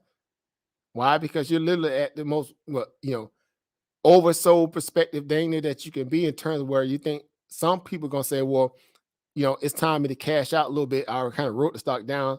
Let me reassess my position in the future. I may ride it again down, but as of now, it should be respected and ready for a bounce. Some kind of form of retracement. It did just that. Bounce, came back down, retested that area again. So there's your confirmation right there. Anytime you have that kind of overarching, or it could be a dead cat bounce or a double bottom. Y'all know how this stuff works. Dead cat bottom or what? Right? Dead cat bounce or a double bottom, excuse me. It's going to be one of the two, right? One of the two. In this case, it was a what? It was a double bottom. It held at that area. It did not break. It did not break. It did not break. And after that, the buyers came in like gangbusters. Look at the volume fleeting, right? Look at the green on this backside of the market, as opposed to, intermittently throughout the first, basically 20 minutes of the market, 20, 30 minutes of the market. It was kind of chopping, trying to figure out what they want to do. And then it took off. Basically, it gave you 2 times to get in at around 233 and change. And then at that, it drifted all the way up to like 250. Let that marinate. Right? You're talking literally dang near, $20+ in just intraday trading in the market. So especially if you're trading options, you already know that's buku money. If you buy anywhere in the money in around 235, 236, 237, in around the 20-day moving average here, in the money, you ate well today. You gain well over $10 plus per share in options and the regular stock itself. That's opportunity. And the respective 200-day moving average on the 5-minute, at least that bounce at around that 200-day moving average, the thick yellow line, that's the 200-day moving average. A very well-respected indicator that shows you the strength of buyers when it's above it. You might want to Google that if you're new to this. 200-day moving average is a very, very marquee indicator that all traders, from Warren Buffett to Tudor Jones to Dalio to anybody out there, everybody respects the 200-day moving average. Hint, hint, wink, wink. See, again, if you for the vaccine, for the anything dealing with fighting the viruses, here's a play that deals within that. And so it's been selling off recently into that, because all this other news been saying that the virus in terms of Omicron is not that serious. So the need for the vaccine companies that are already eating good anyway off the regular virus, if there's any extra they can make off this virus too, then guess what? It's already possibly priced in, because the nature of the virus in itself is not as devastating as Delta. So back to business, you just kind of drifting along, still kind of still holding some respective levels of growth, but you still drifting back to the upside, slightly, in a way where it ain't end of the world, because you may not be rallying if the broader market is rallying. Your stock is already up like a gazillion percent, right? All right, we did case study on Moderna several times. A lot of us in Moderna way back in $50 a share, $30 a share, $6 a share. So ain't nothing new to us. We already know the business in the game playing with Moderna, from an efficacy level in terms of their their serum, right? Their therapeutic, right? Some people want to call them vaccine. I'm gonna call it therapeutic, right? Because the therapeutic basis help you, stay well. A vaccine is supposed to help eradicate the virus. So until that they eradicate it, to me, it's just a therapeutic, right? Whatever. But nonetheless, Look at the stock. Look where it came from. Look where it came from, right? Again, COVID lows over here, COVID lows over here. $20 a share, all the way up here to 500. From 20, right? From 20, right, to 500. I repeat, from $20 a share to 500 in less than 2 years. Moment of silence right there. Moment of silence. Powerful. Silence. Say again, over. I said that's powerful. They say numbers don't lie, over. What you say? It definitely don't. Definitely don't. And pre-market numbers definitely don't lie either. I think that me personally, I feel like a lot of people don't say it like that, but I think that that should be where people do get into the money when they first start getting into the stock. I think they should actually start from the pre-market because a lot of people want to see their money. So like in the beginning, a lot of people don't like to put a lot of money in there. You can look at the pre-market, buy you something real small, see your money grow and take it out real quick. Get in the habit of doing that kind of stuff, learn how to read the trajectories. And I think in the beginning stages, that'll be good for people versus trying to do other stuff because a lot of times they'll try to jump into options or they'll just buy any old stock and they start losing and then they just forget about the market or they don't think that it's worth it because of the way they step into the market. Well, all good points. And again, you got to look at it from what it is. It's about what you can, again, it's about what you can assess far as risk mitigation, right? Because this is all about risk management, right? In some cases, people may not have time, right? Because it's time allotment too, of course, right? Because some people, they may not have the time, to do a pre-market, right? So they got to figure out where can they get into the game and still be able to kind of, shake things up, make money too, right? Or make things happen, so to speak. And so, and what he's saying is 100% right and exact in relation to, again, if you take the time to realize or slow the market down, literally, in most cases, in all the time frames that are allotted to you throughout the intraday worth of trading and given extended hours, pre-market and post-market, and you can figure out how to utilize that to your advantage, that's a win-win situation. Because you get in the habit of figuring out how are other traders or other investors thinking about the market in those time frames as well. It becomes a psychology assessment or psychoanalysis in a sense. Because now you see people are more conditioned to say, well, if they're gonna, play that first, 4 hours worth of trading in the pre-market from 4 a.m. to, basically 5 hours and 30 minutes, from 4 a.m. to 9:30, right? They're like, oh, okay, shucks, all damage, we're done when all the people were just kind of just waking up for a lot of the other brokers to open up. I had a broker that afforded me the opportunity where I could trade this stuff, buying the common share and benefit out some of that pre-action before everybody got in the message trader. Guess what? There's a game for that too. See, it's so many different ways you can set up parameters in the market and benefit from it. So many. And that's why I loved it, because the entrepreneur side of us gives us such, again, I guess a picture of growth through different time frames. That is just not even funny. It's just like, it's crazy when you think about it. It's crazy. And then you just breaking that by different chart time frame, a daily, hourly, 4 hourly, 30 minute, 15 minute, 5 minute, 10 minute, whatever gives you a lucid picture of how to make this market make sense to you, scale it down to like a small model of a bigger model, and then kind of do pinpoint accuracy. See right there? Now this on the daily chart. When I first put those bars right there, I did it on the 5 minute for a reason. See what it looks like here on the daily chart? It looks very defined, doesn't it? It looks very defined. You can see how it kind of, weave like a snake in around that area right there, either support or resistance. Coming up to it in terms of resistance, consolidated at or around, broke out from it. Came back, tested it here, held, bounced and went higher. Came back, tested again just recently, bounced and went higher. See how that stuff work? From smaller time frames to bigger time frame, it's all relevant, is my point. You're just learning how to make it all make sense. As an investor trader, that's our what? That's our look. That's like scout honor, right? This our creed, our covenant, right? We don't break it for nobody. Because if you want to be consistent in the markets, you're gonna have to get used to doing a lot of basic things really good. I repeat, if you want to be consistent in the markets, you're gonna have to get really good at doing basic things really good. Again, getting on base hits over home runs, base hits over home runs. That's what keeps you fruitful in this game. And over time, you build up more capital. Your base hits become like home runs because you got enough capital behind them that the gains are exponentially bigger than what it is just trying to wait for one big home run trade. You just rack it up. You go from, let's say, a couple $100 a day, $50 a day, $30 a day. Now with bigger lot size, you may be up to the point where you can pull down at least a minimum of $500 a day, right?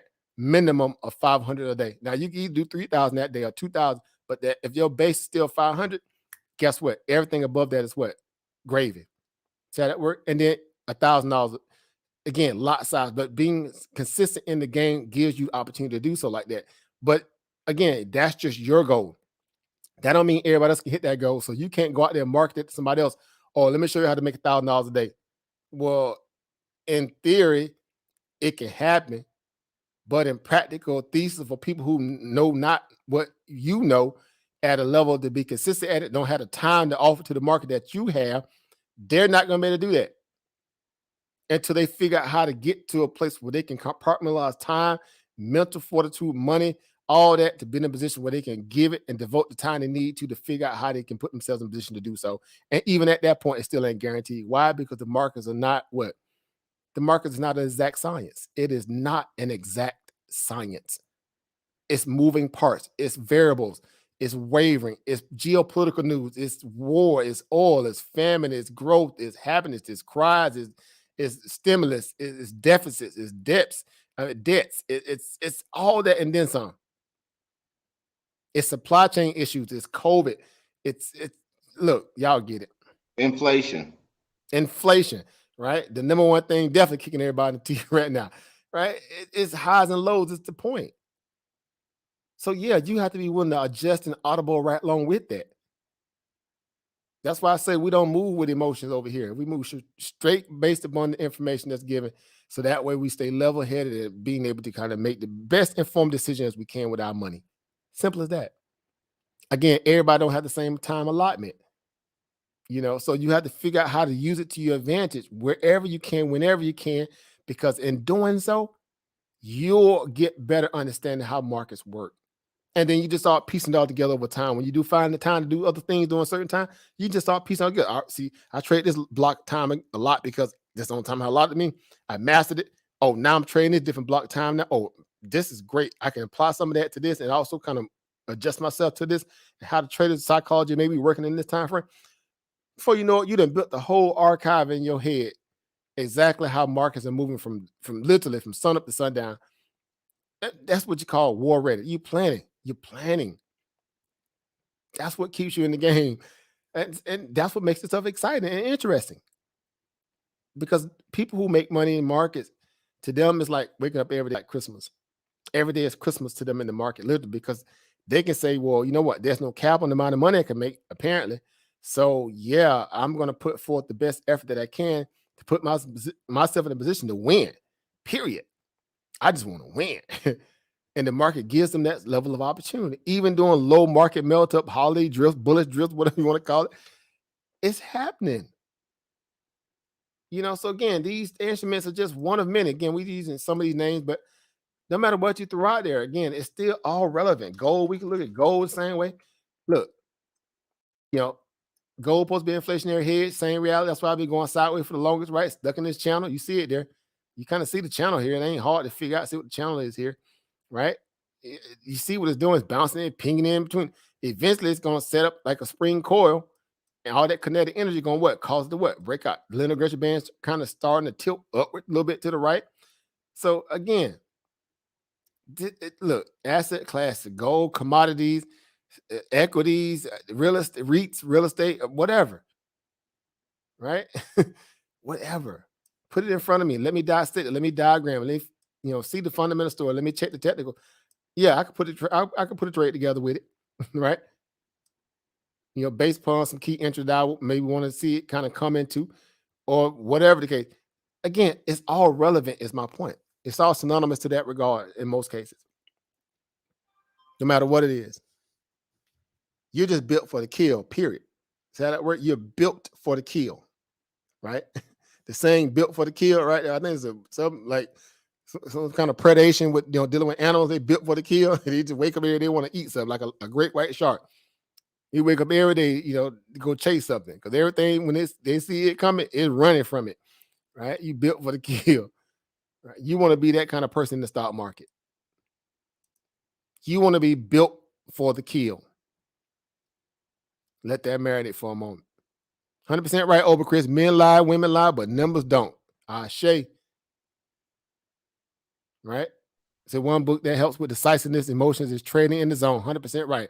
Mark Douglas, one of my favorite authors. Mark Douglas, Trading in the Zone. That book is like the world's, psychology Bible dealing with financial markets. Any asset class too. Not just stocks, but even entrepreneur endeavors, period. That book is like phenomenal. Right? I have it on my channel if you want to check it out too. I have the audio book. All right, Trading in the Zone by Mark Douglas. But it really does help you with, decisiveness, emotions, and all that stuff. It's a psychology Bible of that. It is the psychology Bible. What's going on, family? Immortal Truth. I see you in the building. Peace to you as well, family. Peace to you as well. Right? You said, what's a good amount to start with? What's a good broker to trade with? Again, all that is synonymous. I love stuff like that. Why? Because, the market is so, when I say not to say the market, the industry in itself is so wide open right now with all these different people now wanting to be a part of this influx of liquidity cash that the Fed was able to kind of produce with this helicopter money due to COVID. And brokerages became, pop up out of the woodwork. Even some of the name brand ones that y'all might have seen in y'all feeds at some point, where before you kind of knew about stocks to that level. And you say, well, man, these companies been around for a long time. Charles Schwab, E-Trade, Scottrade, Trading Station, TD Ameritrade, Robinhood, and now there's a whole different new game of new players on the market now. Webull, Moo, M1, BlockFi, Sophie. It's so many of them out there now. So even within that, you have choice where you can find a brokerage that fits your needs in terms of the incentive, because the brokerages are like banks on steroids. Why? Because they're doing what banks won't do. Number one, they don't screen you for race, color, creed, sex, gender, orientation. Don't care about your credit, no credit, good credit, bad credit, in between credit. They don't care about how many baby mothers you got. They don't care if you got felonies, no felonies. They don't care about none of that. All we want to know, can you fund this account? You can't? Okay, let's go. Hey, some of them give you cash back too. I was going there already. I got one I use right now. Already. I was already here to see like my thing together. That's the incentives exactly that these brokerages want. They're fighting for your business. They want your business. Unlike the banks are screening you for business, brokerage apps are like, oh, we want you over here. Matter of fact, we're going to give free stocks. We're going to get cash back incentives. We're going to get stock back incentives. We're going to help you with, direct deposit where you can bring money, and we're going to give you $150 or $300 on top of that. That's the way to let you know we appreciate you, depositing your money to your brokerage app that you can turn around and invest with to grow your money even more. It's like, oh, it's enough to make a person get super, super, super comfortable once you realize that your interest is already meeting up with the opportunity. So there's a lot of different ones out there. Like if you look down my description box, Brother More the Truth, I got several brokerages down there. There's many others before, out there as well. There's just some of many that I got. But all of these are already kind of ready to rock and roll, right? They're ready to rock and roll. Webull, Stash, Robinhood, some of the basic ones like that. I don't know if you even got the Robinhood one down there, but there's many, right? There's many. But in doing so, they're going to give you stocks, right? Or like over Sonny was saying, cashback incentives if you want to go further and use them for that nature as well. As a banking system, they are set up for that. That's what they call it, financial technology for a reason. Financial technology, fintech, because they're all that in in one, right? And no matter how much you started with, the fact that you're there, they're going to give you free stocks before you even get started. They already funding you before you even get started in most cases with some of these brokers. But the point is just that you get a chance to build up, adding liquidity to that account before you even start even trading it with live money, just to build up a nest before you can get ready to. You can get the app download, add a couple bucks to it, and just keep adding to it every time you get a little extra money here and there, and just sit and learn through the process there. By the time you get ready to go hot and go live, guess what? You already got it funded, that you need. Again, we just talked about stocks that are under 20 cents, 30 cents. These ain't ideal to trade every single day, but some of these are good growth opportunities as well. But I'm just saying, from a notional value, their stock's trading as low as a penny. So it ain't really even so much about how much you have. It's about how you use it. Right? It's about how you use it. As the saying goes, it ain't about the size. It's how you use it. That's what some women would say. Others like, nah, I don't believe that. It's about size. It's about the size too. It's about the size too. Right? Shots fired. But in the markets, truly, it's about how you manage your risk and your money. So it could be $1, it could be $10, it could be any of that, right? It could be any amount, but you have to learn how to, again, get on base first. So I would recommend, like anybody was, do your solid due diligence. Go to Google and just put in brokerage apps, right? And then some of them same apps that you may see right here in my description box down here, like Webull, Stash. Again, I don't have my Robinhood up here. I'll add it later, but I got other videos within there. You can go back and come back, click on those links, get those free stock as a referral, right? Because that's a referral system that is set up in stock where when you get the referrals and they give you free stock, they'll give me free stock.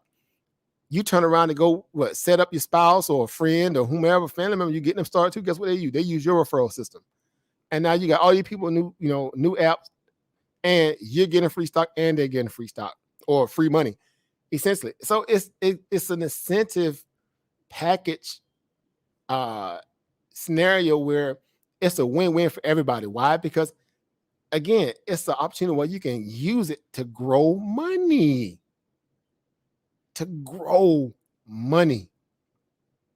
How are people fighting against that? I don't know. For the love of me, I can't. I don't get it. I was going to mention that. I was definitely going to mention that when you start talking about referrals, because I've went to so many people and told them how you can get free stock. This free stock is actually money. Because once you sign up with your bank account and they give you free stock, that's cash.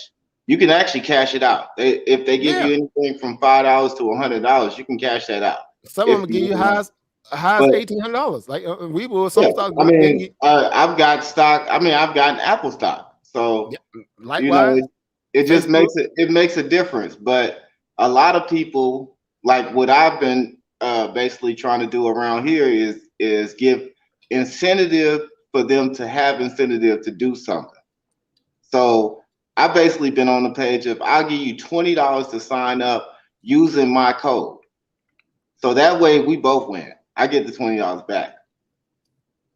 And the reality within that is when they realize how simplistic it is to go through the process of being able to put themselves in a beneficial game to benefit off these stocks or this brokerage app, it had paid for itself 10 times over. And you didn't have to pay nothing out of pocket. Meaning the person who signed up, they had to pay nothing because there's no fees, right? They ain't paying, even unless you're gonna trade option, it's 35 cents, 60 cents a contract, but all this the market now is basically free. There's no commission. They removed the commission game out of the market now, so you basically coming in at zero, and you have access to every stock out there at zero commission. You can trade anything you want at $0 commission. So it's like, man. And if they're too afraid, you have paper trading on there. So that way, once you download the app, you can paper trade. You can paper trade. That's a part of the learning curve. That's why I say we always do education before what? Execution over here. Anyway, so I'm gonna repeat that. We always do education first before execution. We're not a signal service over here. We're not the type of people just gonna throw stocks and say, give me a stock so I can go trade it. How do you think about the stock? I'm gonna ask you, anytime a person asks me about the stock, I'm gonna ask you the same question in return. What do you think about it? What do you like about it? Have you put together a thesis or a theory or an idea?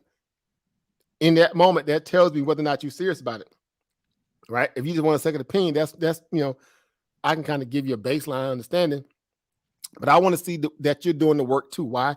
Because it shows that your interest in this is intent, is right, and it's exact that you want to get the best opportunity out of this.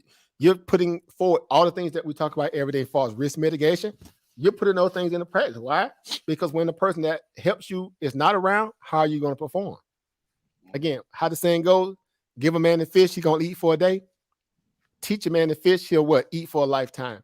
We're trying to, again, look out for your future generations. We're paying it forward through you by way, by way of you for your future generations. Like your grandkids and great grandkids, they're gonna think, whoever the person was to help your family member get into the game. That's what this is about. Pay it forward. Learn it. Education before execution. Why? Because at the end of the day, you cannot deposit excuses, right? Because in that moment when you have a meltdown because you had your mind right, you got too excited, you were just waiting on somebody to give you stock every day. You didn't learn how to go fish for yourself, hunt for yourself, put the information together for yourself, and now you're struggling by yourself. And nobody you can blame. Why? Because this is a personal industry. I love it. It's you against the market. No competition. There's no competition. It's just you against the market. Ain't that beautiful? Y'all gotta love that. Seriously, people gotta really realize the reality in that. Everything in a job setting is dog eat dog, competitive. People backbiting, stabbing, sabotage. It's ragged out there in the job world. But in the market, look, you usually got to deal with what? Algos, emotional traders, meaning staying out the way of people that can mess up a good opportunity, in terms of a good trend or whatever. But even you have fail-safe mechanism in place for that. Stop loss of trail stops. The market is so set up to protect you in more ways than you even can think. It's not even funny. And you want to They know get those protections in any other industry out there because they're not set up like that, But go ahead. Oh, I'm sorry. No, I was going to say something when you said that because aside from everything else you said, you actually read with my mind because that was what I was going to actually say. I like But mine. another thing is I actually use the stock market as my bank. So like I have a bank that I go through the stock market, but that's only so I can put my money into the stock. It's just a funding mechanism, bro. Your And bank, matter then of fact, is insignificant and inconsequential to the value of your brokerage account app. Why? Because your bank is a place that holds money. Your brokerage app is a apparatus that grows money. Let me repeat that. That's a t-shirt moment. Your bank is an infrastructure that holds money. Your brokerage app is an apparatus that grows money.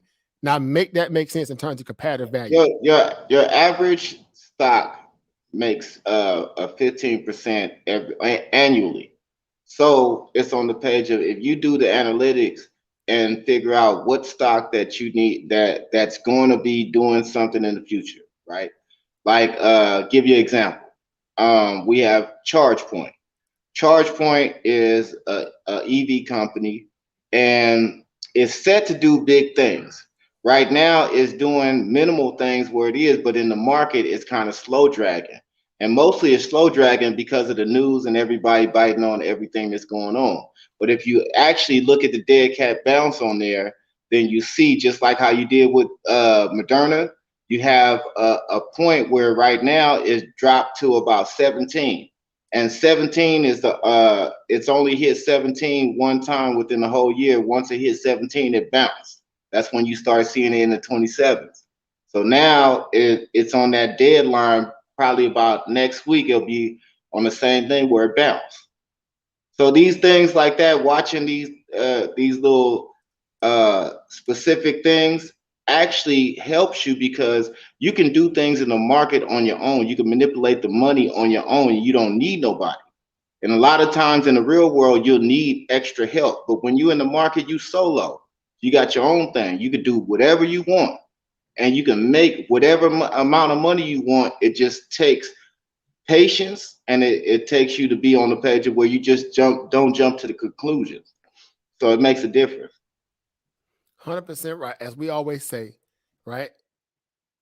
As we always say, due diligence and discipline equals dollars. I repeat, due diligence and discipline equals dollars. Look, you can't get to the honey without understanding how to work the money, right? That comes from your due diligence and your discipline. You got to protect it and figure out ways to grow it. Once those things connect and match and mesh, income, you being able to accrue the profit or acquiesce the gain. So hence when we say things that knowledge brings power, power equals profit, these things are not just colloquial or prophetic in tone and the tenor aspect. And when we say these things, this is the reality of markets.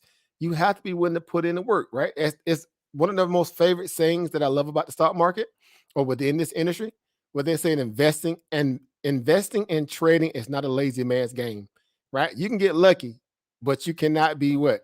Consistent, right? You can get lucky, but you won't be consistent. So you can't be a lazy minded person in this. Why? Because in this game, you can't deposit excuses waiting for the market just to give you the best, blue sky breakout scenario every single time. You have to be able to assess it when it's muddy, out there and it's raining and it's thundering and it's a lot of uncertainty because of geopolitical turmoil. You got to be able to read through all those, sift through all those things. Why? Because you do it in your natural day life every day on just living.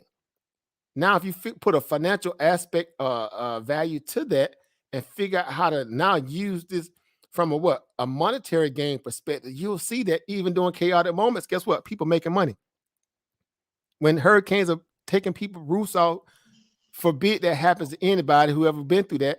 But when their house, their roof is getting taken off, somebody somewhere in the stock market, the market's still open, right? Even doing stuff like that, natural disaster, somebody's still making money right now. All right. Somebody will still be profiting and being able to find ways to grow money. Why? Because they realize that the financial markets as a whole, what they call the global markets as a whole, is just a online marketplace of people exchanging goods for for equity, goods for equity, goods for equities, right? In this case, the company got the product or the service, you got the income, you merge with them as a business partner, online business partner. They take that influx of cash, grow out there and grow the business, R&D, research development, M&A, merger and acquisition with it, happy expenditure with it, find ways to better build out their business model to attract more people to buy the product or the service. That increases the share price, EPS, revenue. And it's that simple. You just got to figure out how to establish the pipeline and maybe to use it to your benefit. Outside of that, you good to go. What's going on, Oprah Brandon? What's going on, Ilba Angie? See y'all done popped in the building. Hey, what's going on, everybody? How you doing, Oba? Man, doing well, man. Happy to see the family coming in this evening. I know y'all been busy out there conquering the world, and we ain't been on in a little minute since the holiday drift a little bit, but we're gonna make the best of it. We're gonna fill in for our sister, Eva Monica right now while she out there on that yacht somewhere, Oh yeah, sipping she's. Mai Tais and Oh, Oh, I know mimosas. she. Right. Happy birthday, Mo. I know she acting the fool right now. Let the skin Yeah. show. I seen that picture. Yeah, living her best life, looking beautiful Right. out there too. So she out there on the yacht somewhere in the middle of some blue water and enjoying herself right now on the extended birthday vacation vacay. So shout out to her. So we feel like we're just we felt like doing something in her honor in terms of the Urban Economic Empowerment show that we typically do on Wednesday nights on the Dagger Squad channel. I figure I'd come on and add some flavor to the family and look, no better scenario to be with than hanging out with you all. So it's all worth it. So definitely all worth it. So yeah. So I mean, again, just talk about the market today as a whole, as me and Sonny been doing here. Again, what do you guys think about the market? Markets are on cruise control, right, into the new year, right? Do you agree or disagree with that? And how should you prepare for the finale? Right? We only got 2 days for the end of the year, by way of the paper side things, right? Even with tax loss harvesting. But what do you guys think about the market right now?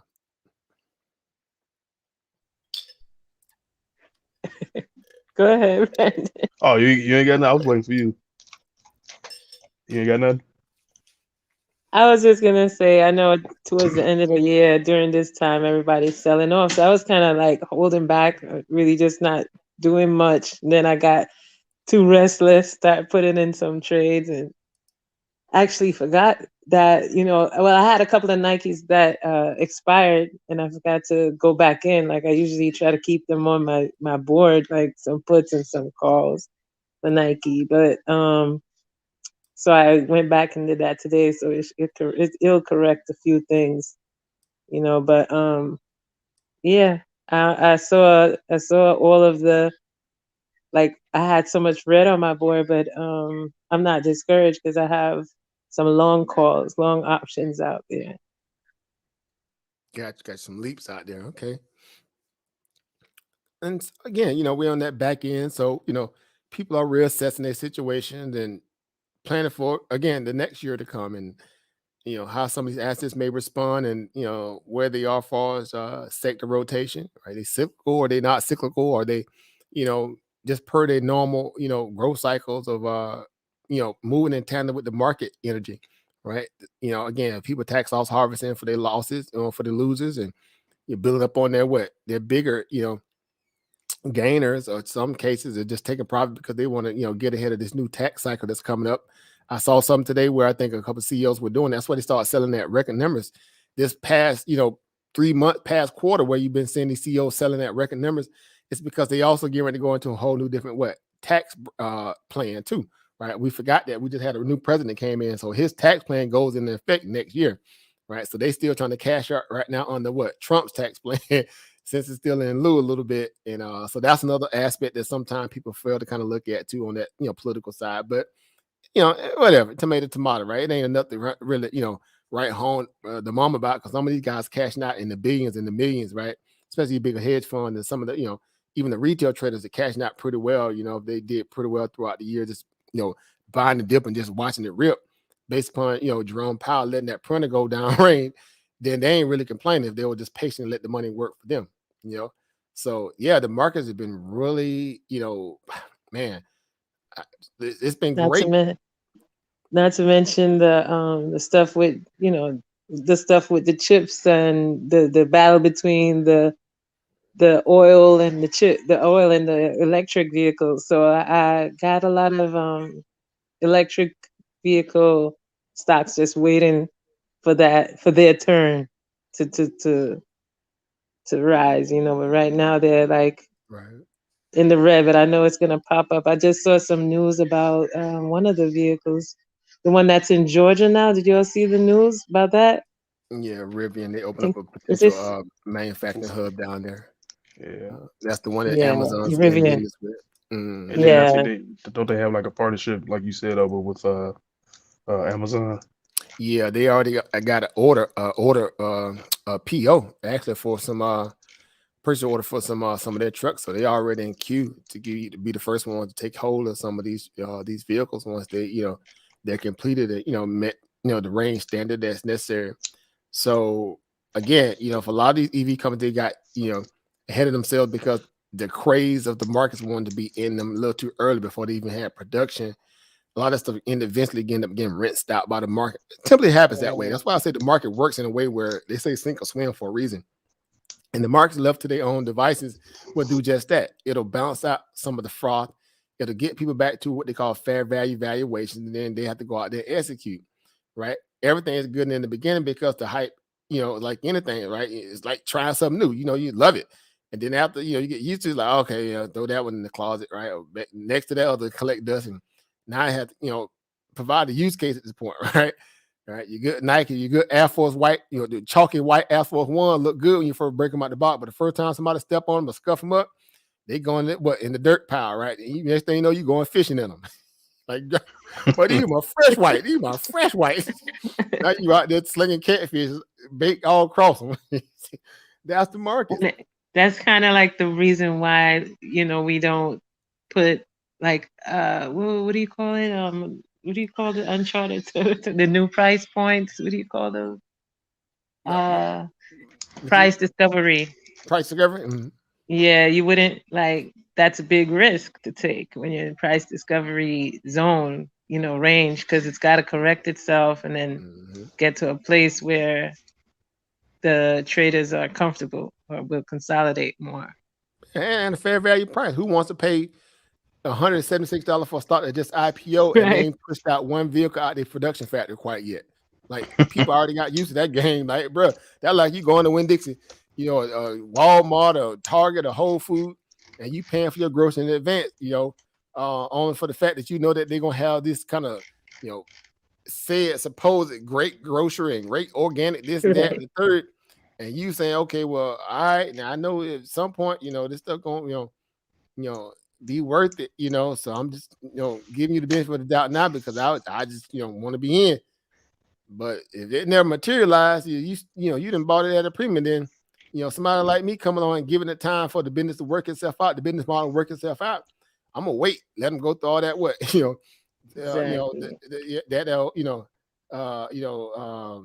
what they call learning the hard way, so to speak, right? And then I come in and say, okay, I like it down here at 90. I like it down here at 92, right? I nibble at it at that point. That don't mean I'm all in. That means I'm test driving it still. I'm just taking it for a test drive at the point.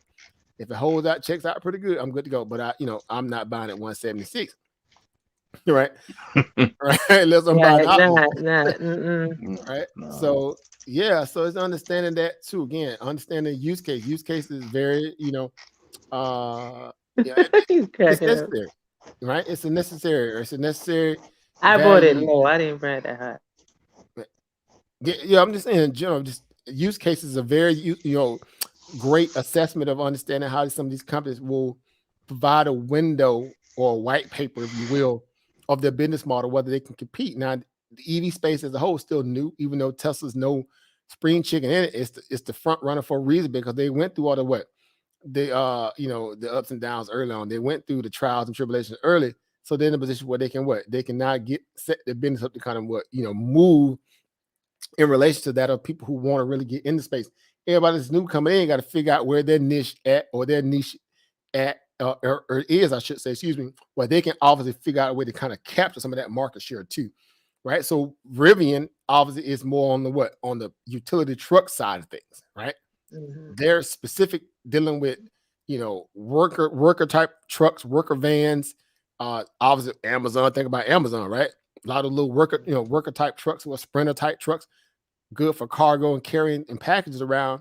Well, they get an electrical fleet of those things. Well, how big is Amazon first and foremost? Like, duh, right? Yeah, It's they're on trying the to get biggest the auto drive.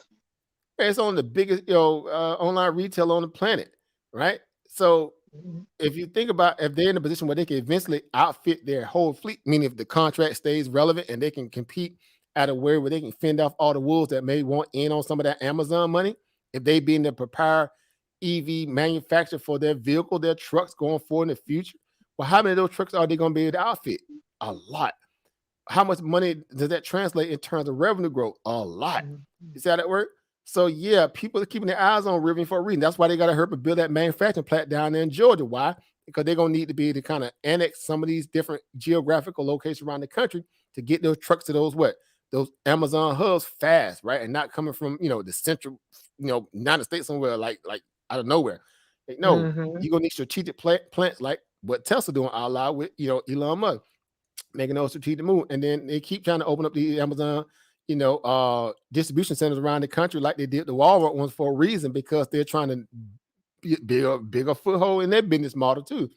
So again, you can make a base case without even knowing about this stuff, just by generally talking through it, just from a consumer perspective. This is not rocket science, guys. And you say to yourself, okay, yeah, it IPO'd and can't open up around 97. The book value that they first initially gave it, at a certain billion value, you can see if it was worth 50, 60 before they did the mark upon it. If you're still thinking that it had the position to come back down there, then guess what? You can wait on it and let it materialize itself. If it, shows itself to be stubborn, they don't want to come down there, and people just get comfortable with buying it around 70, 80 bucks a share, and they start to build a moat down there, and they start to pump out material in around that time frame. Well, that's a use case to say, okay, well, their product is catching up with their demand of the investor, so that might just be the floor at this point. We may not get it at 56, so I might have to start nibbling at 70, 80. You can parlay your way through this stuff, guys. It's all about time, right? One of our best mathematical equations of all time is what? Time over what? Over money, right? That's the best mathematical equation ever. When time and money meets, things happen. I repeat, when time and money meets, things happen. It could be good or it could be bad. If it's strategically, put into a good perspective, guess what? It's going to be growth, right? It's going to be good growth.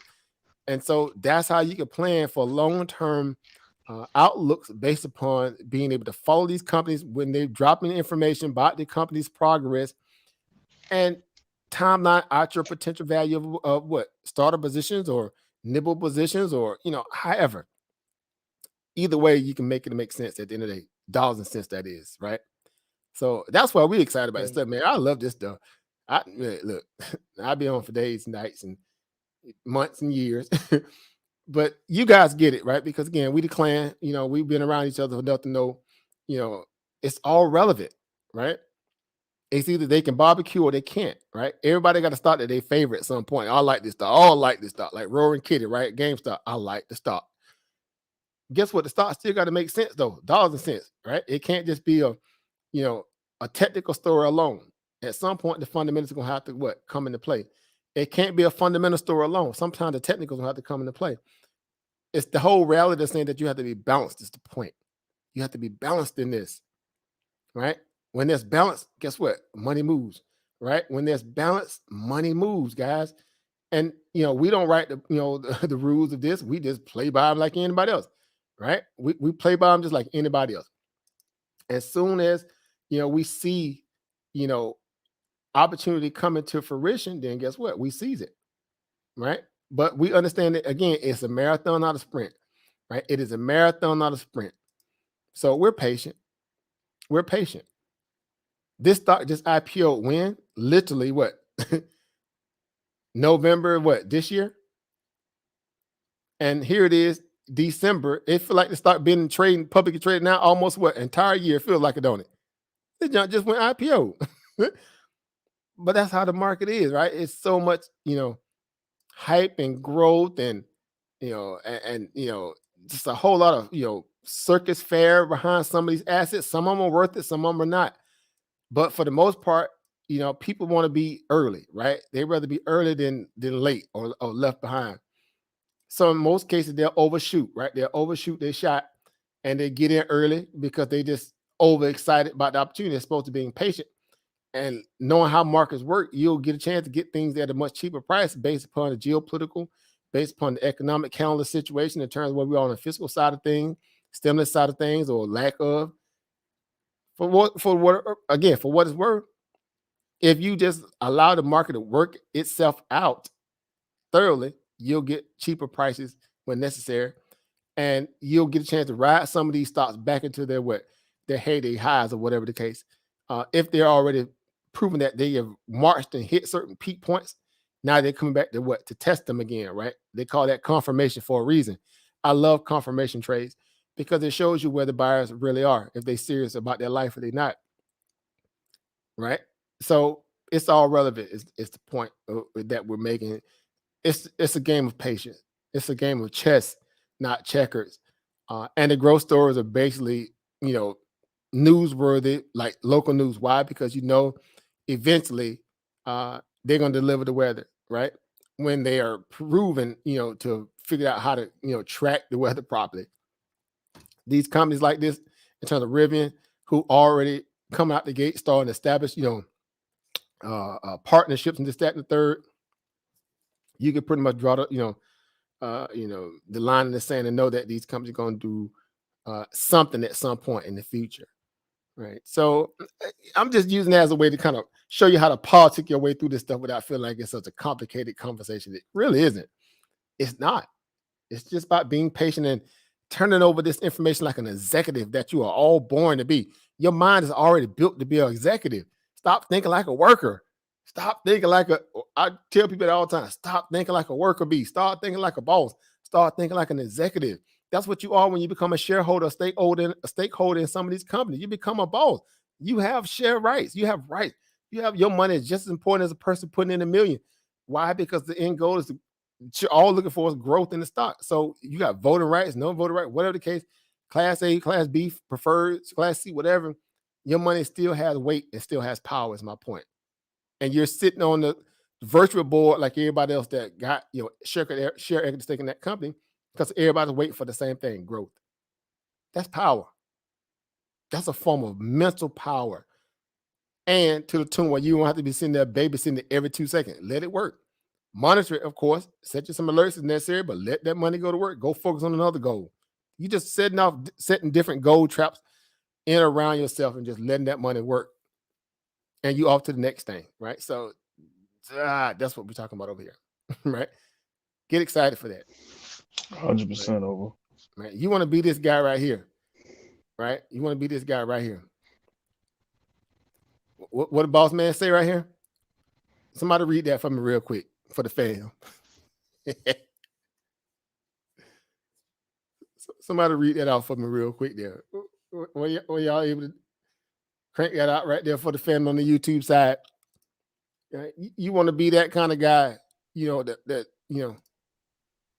around your peers or whatever. Not that you have to go out and buy something like that, but the point is you're letting your goal work for you. You're letting your goals work for you. Right. And so it's important to realize that, because if you don't, you're going to be working with somebody else's goals. Ain't nothing wrong with that when you get a trade-off for what you need from it. But at some point, you want to be able to stand on your own.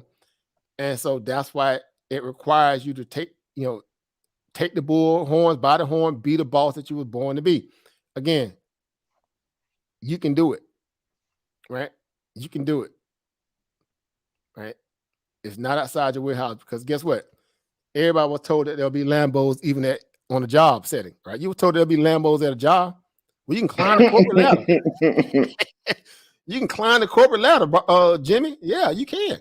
You can. I know you're starting out in the mailroom right now, but you can easily be an executive partner in the next 5, 10, 15, 20 years.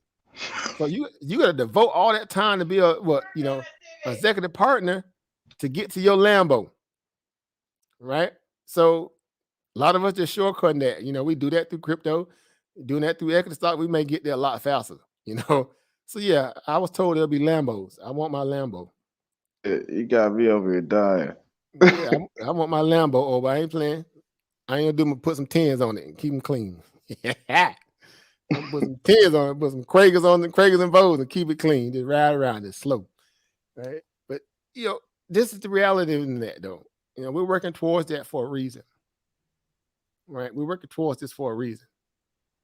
Right, so again, I tell people, man, don't let people shortchange you. Don't let people, convince you that you're not in control, of your money goals, right? Because again, if you're on the clock, of course, you in a stagnant wage game. I mean, if you ride somebody's clock, pay clock, you're in a stagnant wage game. You're going to have to kind of figure out how to morph that, right? Turn it into something bigger and better, or use it to benefit as a stepping stone to get something better. Either way, you got to be constantly searching for something better. It's the point, right? Get outside your comfort zone, end of that, and realize that, of course, you want to surround yourself with people who are actively out there engaging growth and opportunity, where you can kind of bridge yourself, through their works, through their preliminary information, and use a lot of different other opportunities out there to learn from other sources where you can verify the information by way of doing proper due diligence, because all this stuff can be fact checked. Why? Because the great thing about the market is, like I said many times, we're not selling you anything. I can't sell you in the market because I don't own it. So that eliminates any kind of skepticism that I may present anyway. And I'm not sitting there throwing out tickets to trade. Why? Because I'm not a signal service. I'm just an old school psychology, education-based mindset purveyor of data. I like to show people how to take one, add it to another one, figure out how to divide it by the 3, then multiply it by 7, and get to your bigger goals, right? Using these different tools and aspects of information to help you get a more lucid picture on how to be, again, a willing participant in this industry, right? So education first. I repeat, education first. And the education here does not come with a $40,000 tuition, a $20,000 tuition, a $5,000 tuition. Does not. Have the interest, you can get your behind on YouTube like everybody else. Have an interest, you can get yourself on Google like everybody else. Have an interest, you can get on Firefox, Safari, Sam, whatever your browser, you can get you to some information. You can go right to it yourself. Get in the habit of being useful in terms of your own time behind closed door when nobody's not watching you. That's when you show to be the best you. Right? Use that time wisely. Start Googling, start learning, start being inquisitive. You'll be surprised how well that takes you in your investment career or trading career. Because again, you're eliminating that fear and anxiety that you can't do it. Right? You'll be surprised how you'll be like, oh, this makes sense. I found this on my own. I Googled that. I queried this. My inquiry was right and exact. And I saw a video. And I saw. The more you keep doing it, the more you're gonna feel confident in the information that you're getting, and you'll learn how to apply it better. Right? So I love it, man. I love it. And I'm pretty sure you guys too. Because again, I was told there'll be Lambos. That's why I got into this industry. And I want my Lambo, right? I want my Lambo, right? I ain't gonna do take that Lambo money and what diversify and buy other stocks with it. I'm straight. I got enough cars, I'm straight. I don't need all the extra. Right? Buy some properties, so buy me some appreciating assets. Because that's what smart people do when they get real money, right? We don't just run the toys, we run to what? How can I grow this even more? Right? So it's exciting, guys. So I hope you guys, learn a lot from our little discussions and exactly what we're trying to convey here. Again, it's a thing of you are the boss, you are the owner operator of this. You have to feel excited about that. You have to be excited about that. You are an investor. When you are around your family on the holidays, you can talk that talk and walk that walk. Why? Because you're putting in the work. Don't be out at the house, giving them all kind of crazy advice because you didn't cut a lick on a little altcoin. Don't be this guy right here. Right? Don't be Junebug, right? Junebug on the phone with trying to calm down Uncle and second cousin. Hey, I told him to go all in on Zcoin or something, Zcoin or something, or Booty Coin. You're in trouble now. And then went all in. That's that coin. It's tanking right now. So make sure you're giving people offers what right and exact information is my point. Right? Don't pump nothing that you can't verify, and don't lead people to a well that they know that might be dry because you already sucked all the water out of it. Right? It's not even worth it for bragging rights. Give people right and exact information that gives them it gives them the right to, or I should say, the right of discovery through their own works. Right? Because when you're not around, they got to be able to perform on their own. Make sense? So that's why it's always good to give people information that forces them to want to learn on their own. So you got to pose your question in a way where it forces them to get the answer themselves. So that way they're not just dependent upon you giving it to them all the time. That'll also help them evolve their interest level because now they are very inquisitive. They want to know, right? It'll show you the extent of where they're serious or they're not. Makes sense? Because the market, again, like I said, market ain't going nowhere. It is not going anywhere. And so their time is just as much relevant and coming just like it was when you came into the game. Just know that. You know what I'm saying? Somebody had to be patient with you at some point when you were asking questions, right? You learn how to just be cordial about it. And it's, when you got a chance to mash the gas pedal, you did. When it was time to kind of do your research, you did. See, that's how this stuff works. And you can get through this whole process without having to spend thousands of dollars out there on some of these, courses that are out there. No slide on against these people because guess what? Everybody got a need for something apparently. But for me, I'm like, being old school with it, I'm saying, hey, if you're really hungry and interested and want to, be thorough in this, then you'll do like, most people who learn from what they call hands-on learning, OJT, on-the-job training. You can go straight to the source and just start Googling, research. And that's going to kind of keep opening doors, more information. And eventually it's going to start make sense to you over time. That's the most best and purest way to learn this. Trust me. I came up in that environment. Brand, you was around them old rooms, how we, used to grind them Discord back in the day. 3 o'clock in the morning, still man, up. It used to be all stars in there too. We talking about these were all stars up in them jokers.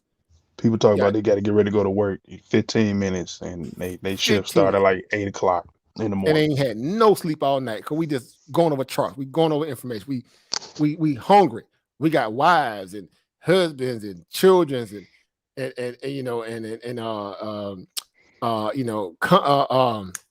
doggone things to do and all this stuff going on, and jokers don't even want to leave because the information is that good. It's so good it got to the point where some of the people will fall asleep on the call or on the Discord. In live moment, because like joker, like I'd rather stay on than I want to be sleeping here, ear hustling in my sleep. Yeah. Up ear hustling in my sleep, but wake up with Tourette's and 35 on Nike. I'm going in. I'm all in, bro. I want a Lambo. Again, it breeds that kind of information, or that interest, I should say. And so again, all walks of life, people from all walks of life, does not matter what your credential was before you came and got on one of them calls in that Discord room. That stuff stays at the front door when you come up in there. It has practical value in terms of how you can use it to your advantage when you're sharing information. But at the end of the day, when you go into the market don't care what your education is. Market don't care what your bank account is, right? It says, hey, these are the rules of engagement. Can you utilize them to your advantage? Oh, you can? Well, let's go. Oh, you can't? Well, we're going to take that. It's simple as that. So I love it, again, because, again, it really shows the strength of an entrepreneur and the value of their ability to multitask very well. All right. So, yeah. So, again, we get it. This is the market, of, again, like we said, the holiday drift, right? The low volume melt up. We got our little Santa rally. We might have peaked. We may not have peaked. Who knows? But I will say this. Coming from 450 all the way to like 478 in about 6 days, I have no complaints, right? I have no complaints. The market have done what it said it was going to do. And the rest at this point is just on, these last few days to kind of equate that of what, consolidation, breakout, or just pull back a little bit. The market has been nothing but stellar the entire year. People, feasting right now, feasting off anything that they had in the very beginning of the year to literally at this point, a lot of these, people are still up in gains, even with some of the stocks pulling back, they're still up in a lot of cases, and some of them might be close to break even if they sat and rode the wave all the way back down. But however you look at it, the market gave them a great opportunity. All right, so just be comfortable in your own thesis. Make the decision that's going to be good for you to sleep at night. Rest is just history again. All right, so that's it. So I'm getting ready to get out of here again. Just want to kind of, fill in the gap a little bit here, doing our typical stock conversations and just, helping people, find value in what they already know that their gifts that they already have within them. Again, don't, short yourself. I have this saying why I say that a lot. Don't short sell yourself, right? Don't short sell yourself, right? It's not worth it. Give yourself the best ability for growth like anybody else that has ability to, right? Remove distractions from around your life best you can and be comfortable in getting your hands dirty in your research methodology behind this in a way where you can feel 100% confident that you did the work. Therefore, you know what you know. That stands for something in this game. Trust me, because the market will make you out to be a liar if you cannot go out there and execute. That's what I love about this too, because this market is a thinning of the herd type of game. Well, people can't come in and talk a good game over here. They're going to have to put in the work. And when that happens, you can be like, okay, yep. See, this is why, I love the ideal of being, my own owner operator. Why? Because if I work hard enough, when we say work hard enough, what are we really saying, guys? Seriously? Get some notifications, following behind up on some charts. You doing this stuff when you on Facebook, going through likes and loves and smiling faces and all that other. Like, bruh, we get paid for it though. That's the difference. See what I'm saying? We get paid for it. We're not social workers, right? We do social work when we come on and go live, but we're not, no, that's not us. Right? So, shout out to y'all, man. All you aliens out there. I keep calling y'all that for a reason, because we do a lot of stuff that people won't do. Yet. I'm gonna say yet, because a lot of people just waiting, right? They're just waiting to get in the game. They ain't seen enough quite yet to feel confident that they can do it. But eventually, if they just stay patient, they will. And a lot of you guys' work and y'all conversations are helping them along within that process. So I should say to you, be patient with them the same way somebody was patient with you, right? And again, be that liaison or that bridge to help somebody else figure out a way to kind of help grow their goals and dreams the same way. Because again, when you do it, think about it from this perspective. And I'll end on this note. Think about it from this perspective. Always think about it from the perspective that you're helping their future generations. You're paying it forward. You're paying it forward. Think about their future generations, right? Because at some point, it's going to benefit their grandkids or kids at some point in the future. So that's how I look at it. I'm like, man, we trying to build a financial army with this, because we're already behind, because they didn't give us this stuff the proper way we should have in grade school. They hid it, matter of fact, in a way, that they didn't make it like it was some, I guess, that relevant, and who knew, right? Hey, but we know why. Again, but either way, we're here now. So use it, pay it forward, be thorough at it, be persistent, be patient, and, submit your best foot forward every day. Pay it forward. All right. So that's it, guys. That's all I got, guys. I'm going to get off here. It's about near midnight on my side of the woods here. Over here on the East Coast, right? East Coast. You East Coast on fire, East Coast, right? Yeah, it's 9 o'clock over here. You over there in the 9 over there in the West Coast open Sunday. So he living his best life right now. A lot of us over here struggling on the East Coast right now, eyes swollen and look at it, time in a minute, boy. So Jugger's on their last leg. So I thank you all again for this. Hey, so on the pre-market, when it opens up over here, it opens up over there at 9:30? No, 4. At 4? 4 a.m. every morning. Because I mean, like over here at 1 o'clock, you can see everything opening up, right? Mm-hmm. That's and then by like 6:30 is when the market opens. Well, 9:30. Yeah, well, yeah, it'd be like for you, right? It would be right because it's that 5 hour, that 30-minute window. Yep. Yeah. So about 5:30. So it'd be 6:30 when the market opens. So over there is 9:30. Yeah, 3 hours. Yeah, I keep saying I want to say 4 hours, but it's 3 hours. Forgot West Coast. So yeah, so if it's basically 4 a.m. 4 a.m. here's one for you guys, right? When it opens up, then you got a 5 hour and 30-minute window between 4 a.m. to 5:30, which obviously that's your 6:30 over there where you at in the East Coast, or West Coast. So yeah, that 3 hour difference, 3 hour, that's all you have far as mapping out, if you're gonna wake up for pre-market, in your case, of course, you would have to be up for, if you want to do like pre-market, then you got to be up at 1. But if you want to do like, let's say, a natural market is 6:30 for you when it opens up, 6:30 a.m. Yeah. But if you wake up like 5, get that extra hour 30 because the market really get a jolt around about 7 and then get another jolt around about 8. And of course, I get up at 4, so that way I'll be able to read whatever articles is out, check my like my emails, look at my little data thing, go to the what was the aftermarket from the day before, who popped up, then I go to the pre-market, just a routine. Mm-hmm. Doing your check down. That's good. You can't do that in 30 minutes. You're right. And I tell people that a lot. So I tell people, man, preparation beats what? A pound of flesh, right? As they say, that's why y'all hear me say that PMCS check, right? For my old military people, y'all know what I'm talking about. That PMCS check, preventive maintenance checks and services. You can't beat it. You can't bust like Butter Lee jeans. You can't bust it. Why? Because you're getting your mind right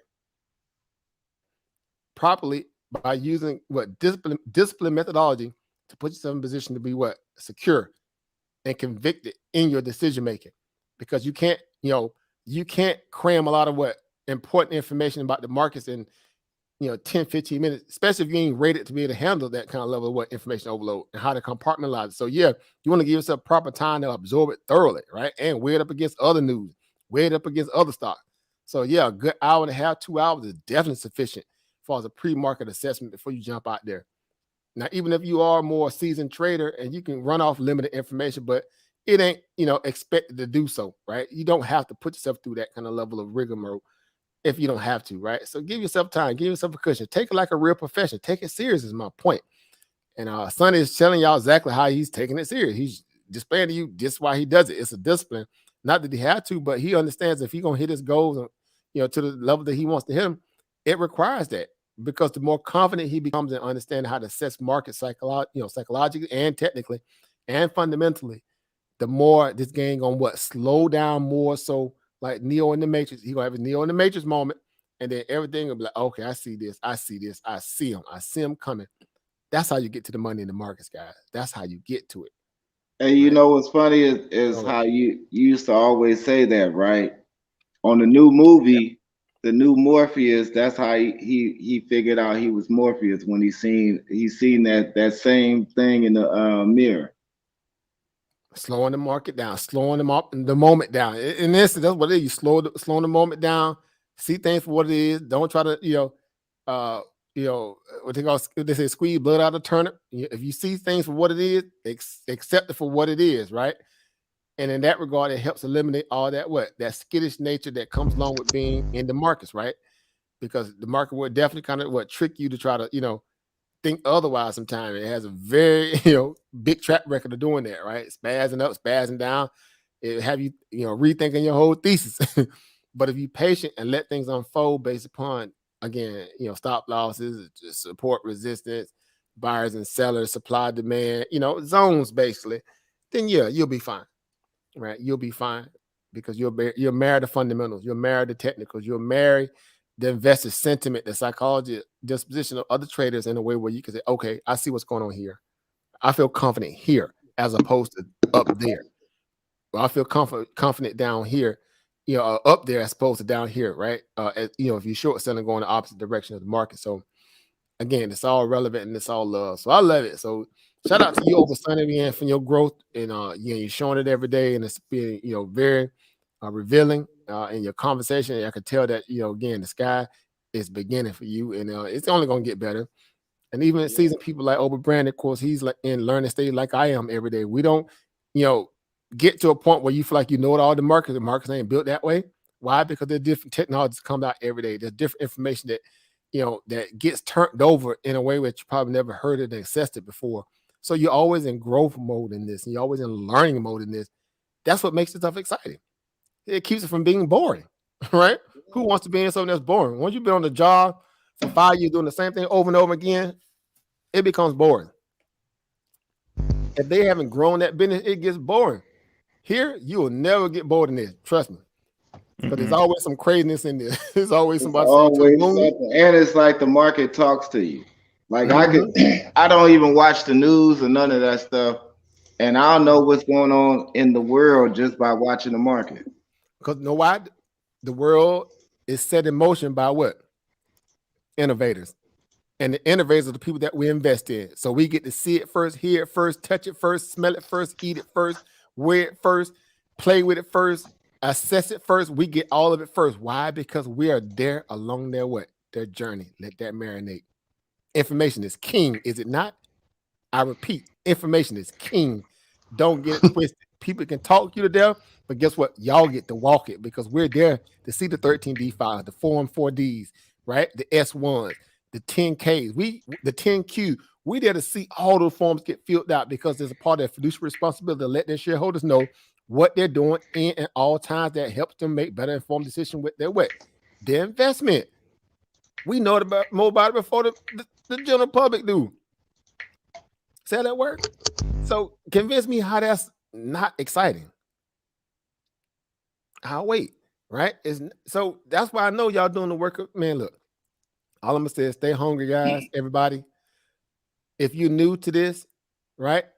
Like some people lead out in their little show and their little YouTube. If you're new to this, if you're new to this, all I'm gonna say is stay hungry and stay humble and keep a circle or community around you that can help you evolve this stuff thoroughly and properly. Don't short sell yourself. Don't shortcut yourself. You want to learn everything about this that you can. Why? Because you want to be a good, responsible person with this stuff when you begin to really be able to open it up like the oyster that it is and get the pearl from it. You don't want to shortcut this. Why? Because the market is not going nowhere. You're not up against the clock. Trust me. This is not 10 seconds on the shot clock, bro. You got years and years, and companies going to keep coming out the woodworks. That's how that works. So you're not late. You're not late. Because guess what? There's going to be an Apple in the next 30, 40 years out there somewhere. There's going to be another Microsoft somewhere out there. There's going to be another Tesla out there somewhere. They're just going to keep improving on the infrastructure that's already been laid before them. Y'all know the next 20, 30 years, there's going to be some stuff out there trying to fly. Yeah, there's companies right now that's setting up for when already for it. Yeah. Just like how they're talking about getting ready for the metaverse by the year 2023, right? 2024. And they had already been setting up for this in 2017. Even before that, in some cases, because think about I'm talking about where they actually perfected it. How they're doing it, they're slowly introducing it and introducing terminology and linguistics to it as far as what's to come. But the exact thing of what they're actually going to put out is not yet to come. So this is why you have other people that start biting on it, and they put out metaverse coins, all these other things like that to try to build up money and build up interest. And this is the marketing plan for what they're going to put out. So it Even makes a better, you difference. already reading your mind. This is the marketing phase of it. That means it's already been under R&D. It's already been under innovation. If you're in the marketing phase, that means it's already in play. They're just getting the public mind ready for it. So you're 100% right and exact. And that's why we tell people innovation in itself is not a hard tracker.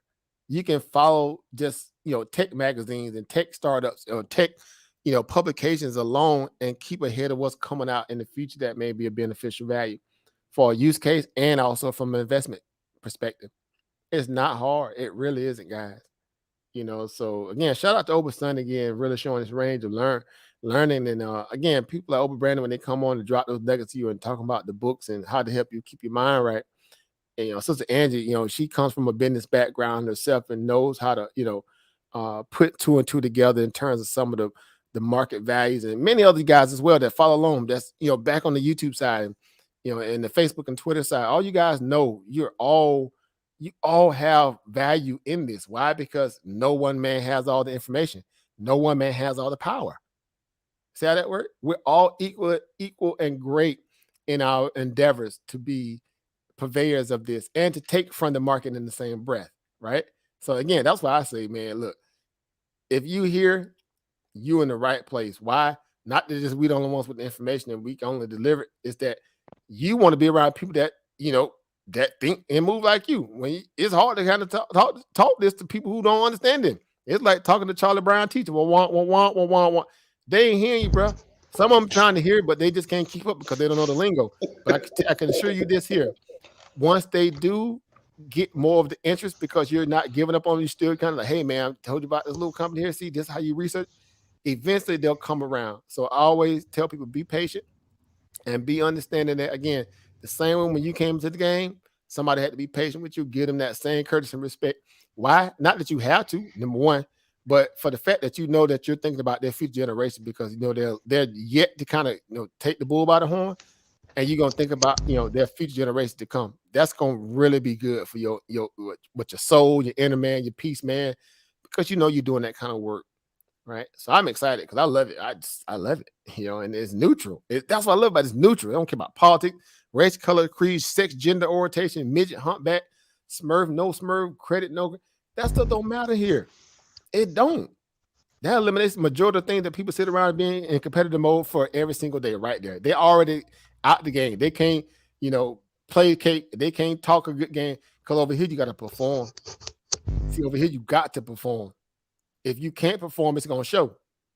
You're going to, blow up some accounts or you're going to have to walk away because you just found that you didn't want to put in the work. So I'm like, okay. Yeah.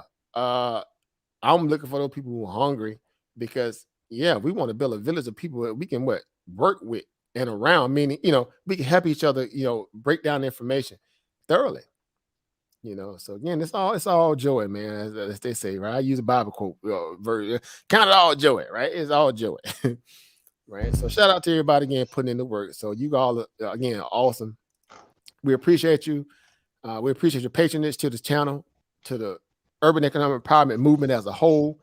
That by way of the Dagger Swap when we do that show, but just everything that we stand for us, wanted to be the financial vanguard for our own right, our own future.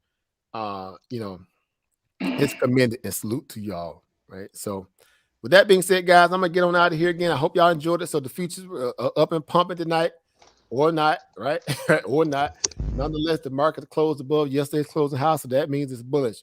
Even if it was, by a small smidgen, that makes it still bullish. So that's how you got to look at the market in terms of the uptrend. If you close above the previous day closing price, that puts you in a bullish stance. I don't care if it's even 5 cents. That means that people are still feeling confident about what market drift. So, we'll see how things turn out the next couple of days. We do have jobless claim numbers come out tomorrow for economic data. All right, I think we're there expecting about 186,000. Oh, excuse me, 286,000. Oh, it is 189. I could be wrong. I posted it earlier. But nonetheless, that's what they're looking for people, filing for jobless claims. If they beat that, that might be another good boost for markets to kind of rally on the back of that too. Nonetheless, they already kind of got the economic picture in play now because we already know what Jerome Powell's going to do, basically. So it's not even like a big thing with that at this point now. It's just dealing with the virus and, this rotation with people selling stocks going to the end of the year for tax loss harvesting and preparing themselves for stocks to potentially look into next year, because next year is going to be what they call a seek and destroy kind of market. What I mean by that, you have to work a little harder next year because they're going to remove the liquidity punch bowl from the feds, and you got to find stocks that really have a solid purpose, a great opportunity of growth, to really make money out of the market in that regard next year, because it won't be as easy as throwing darts, hitting the board. And this is what the market was built for anyway. You're supposed to go do your research and find those stocks. So I love it, right? I look forward to it, and I hope you all as well. So with that being said, guys, I'm going to get on out of here. Thank you all for tuning in. Thank you for liking the show, sharing it. Again, being a part of the whole bill as a whole. If you want to contribute something, I got my little cash app down there. Hey, whatever. All right. With that being said, guys, we're going to roll out the same way we rolled in, understanding that the market is in its vibe mode, right? We vibing right now. It's market, Santa Claus rally, all that, right? We want all the smoke, right? And we just know one thing: the market ain't going up on thin air. So somebody buy, be it the government or somebody's, I don't know, but we loving it nonetheless. And we're prepared just in case of pullback. We don't get over leveraged on one side, that we don't think about the other side too. So just be patient and also be very cautious in the same breath, right? So with that being said, guys, we're gonna roll out on some good tunes, right? See y'all in the next one, guys. Peace. Peace. Peace, family.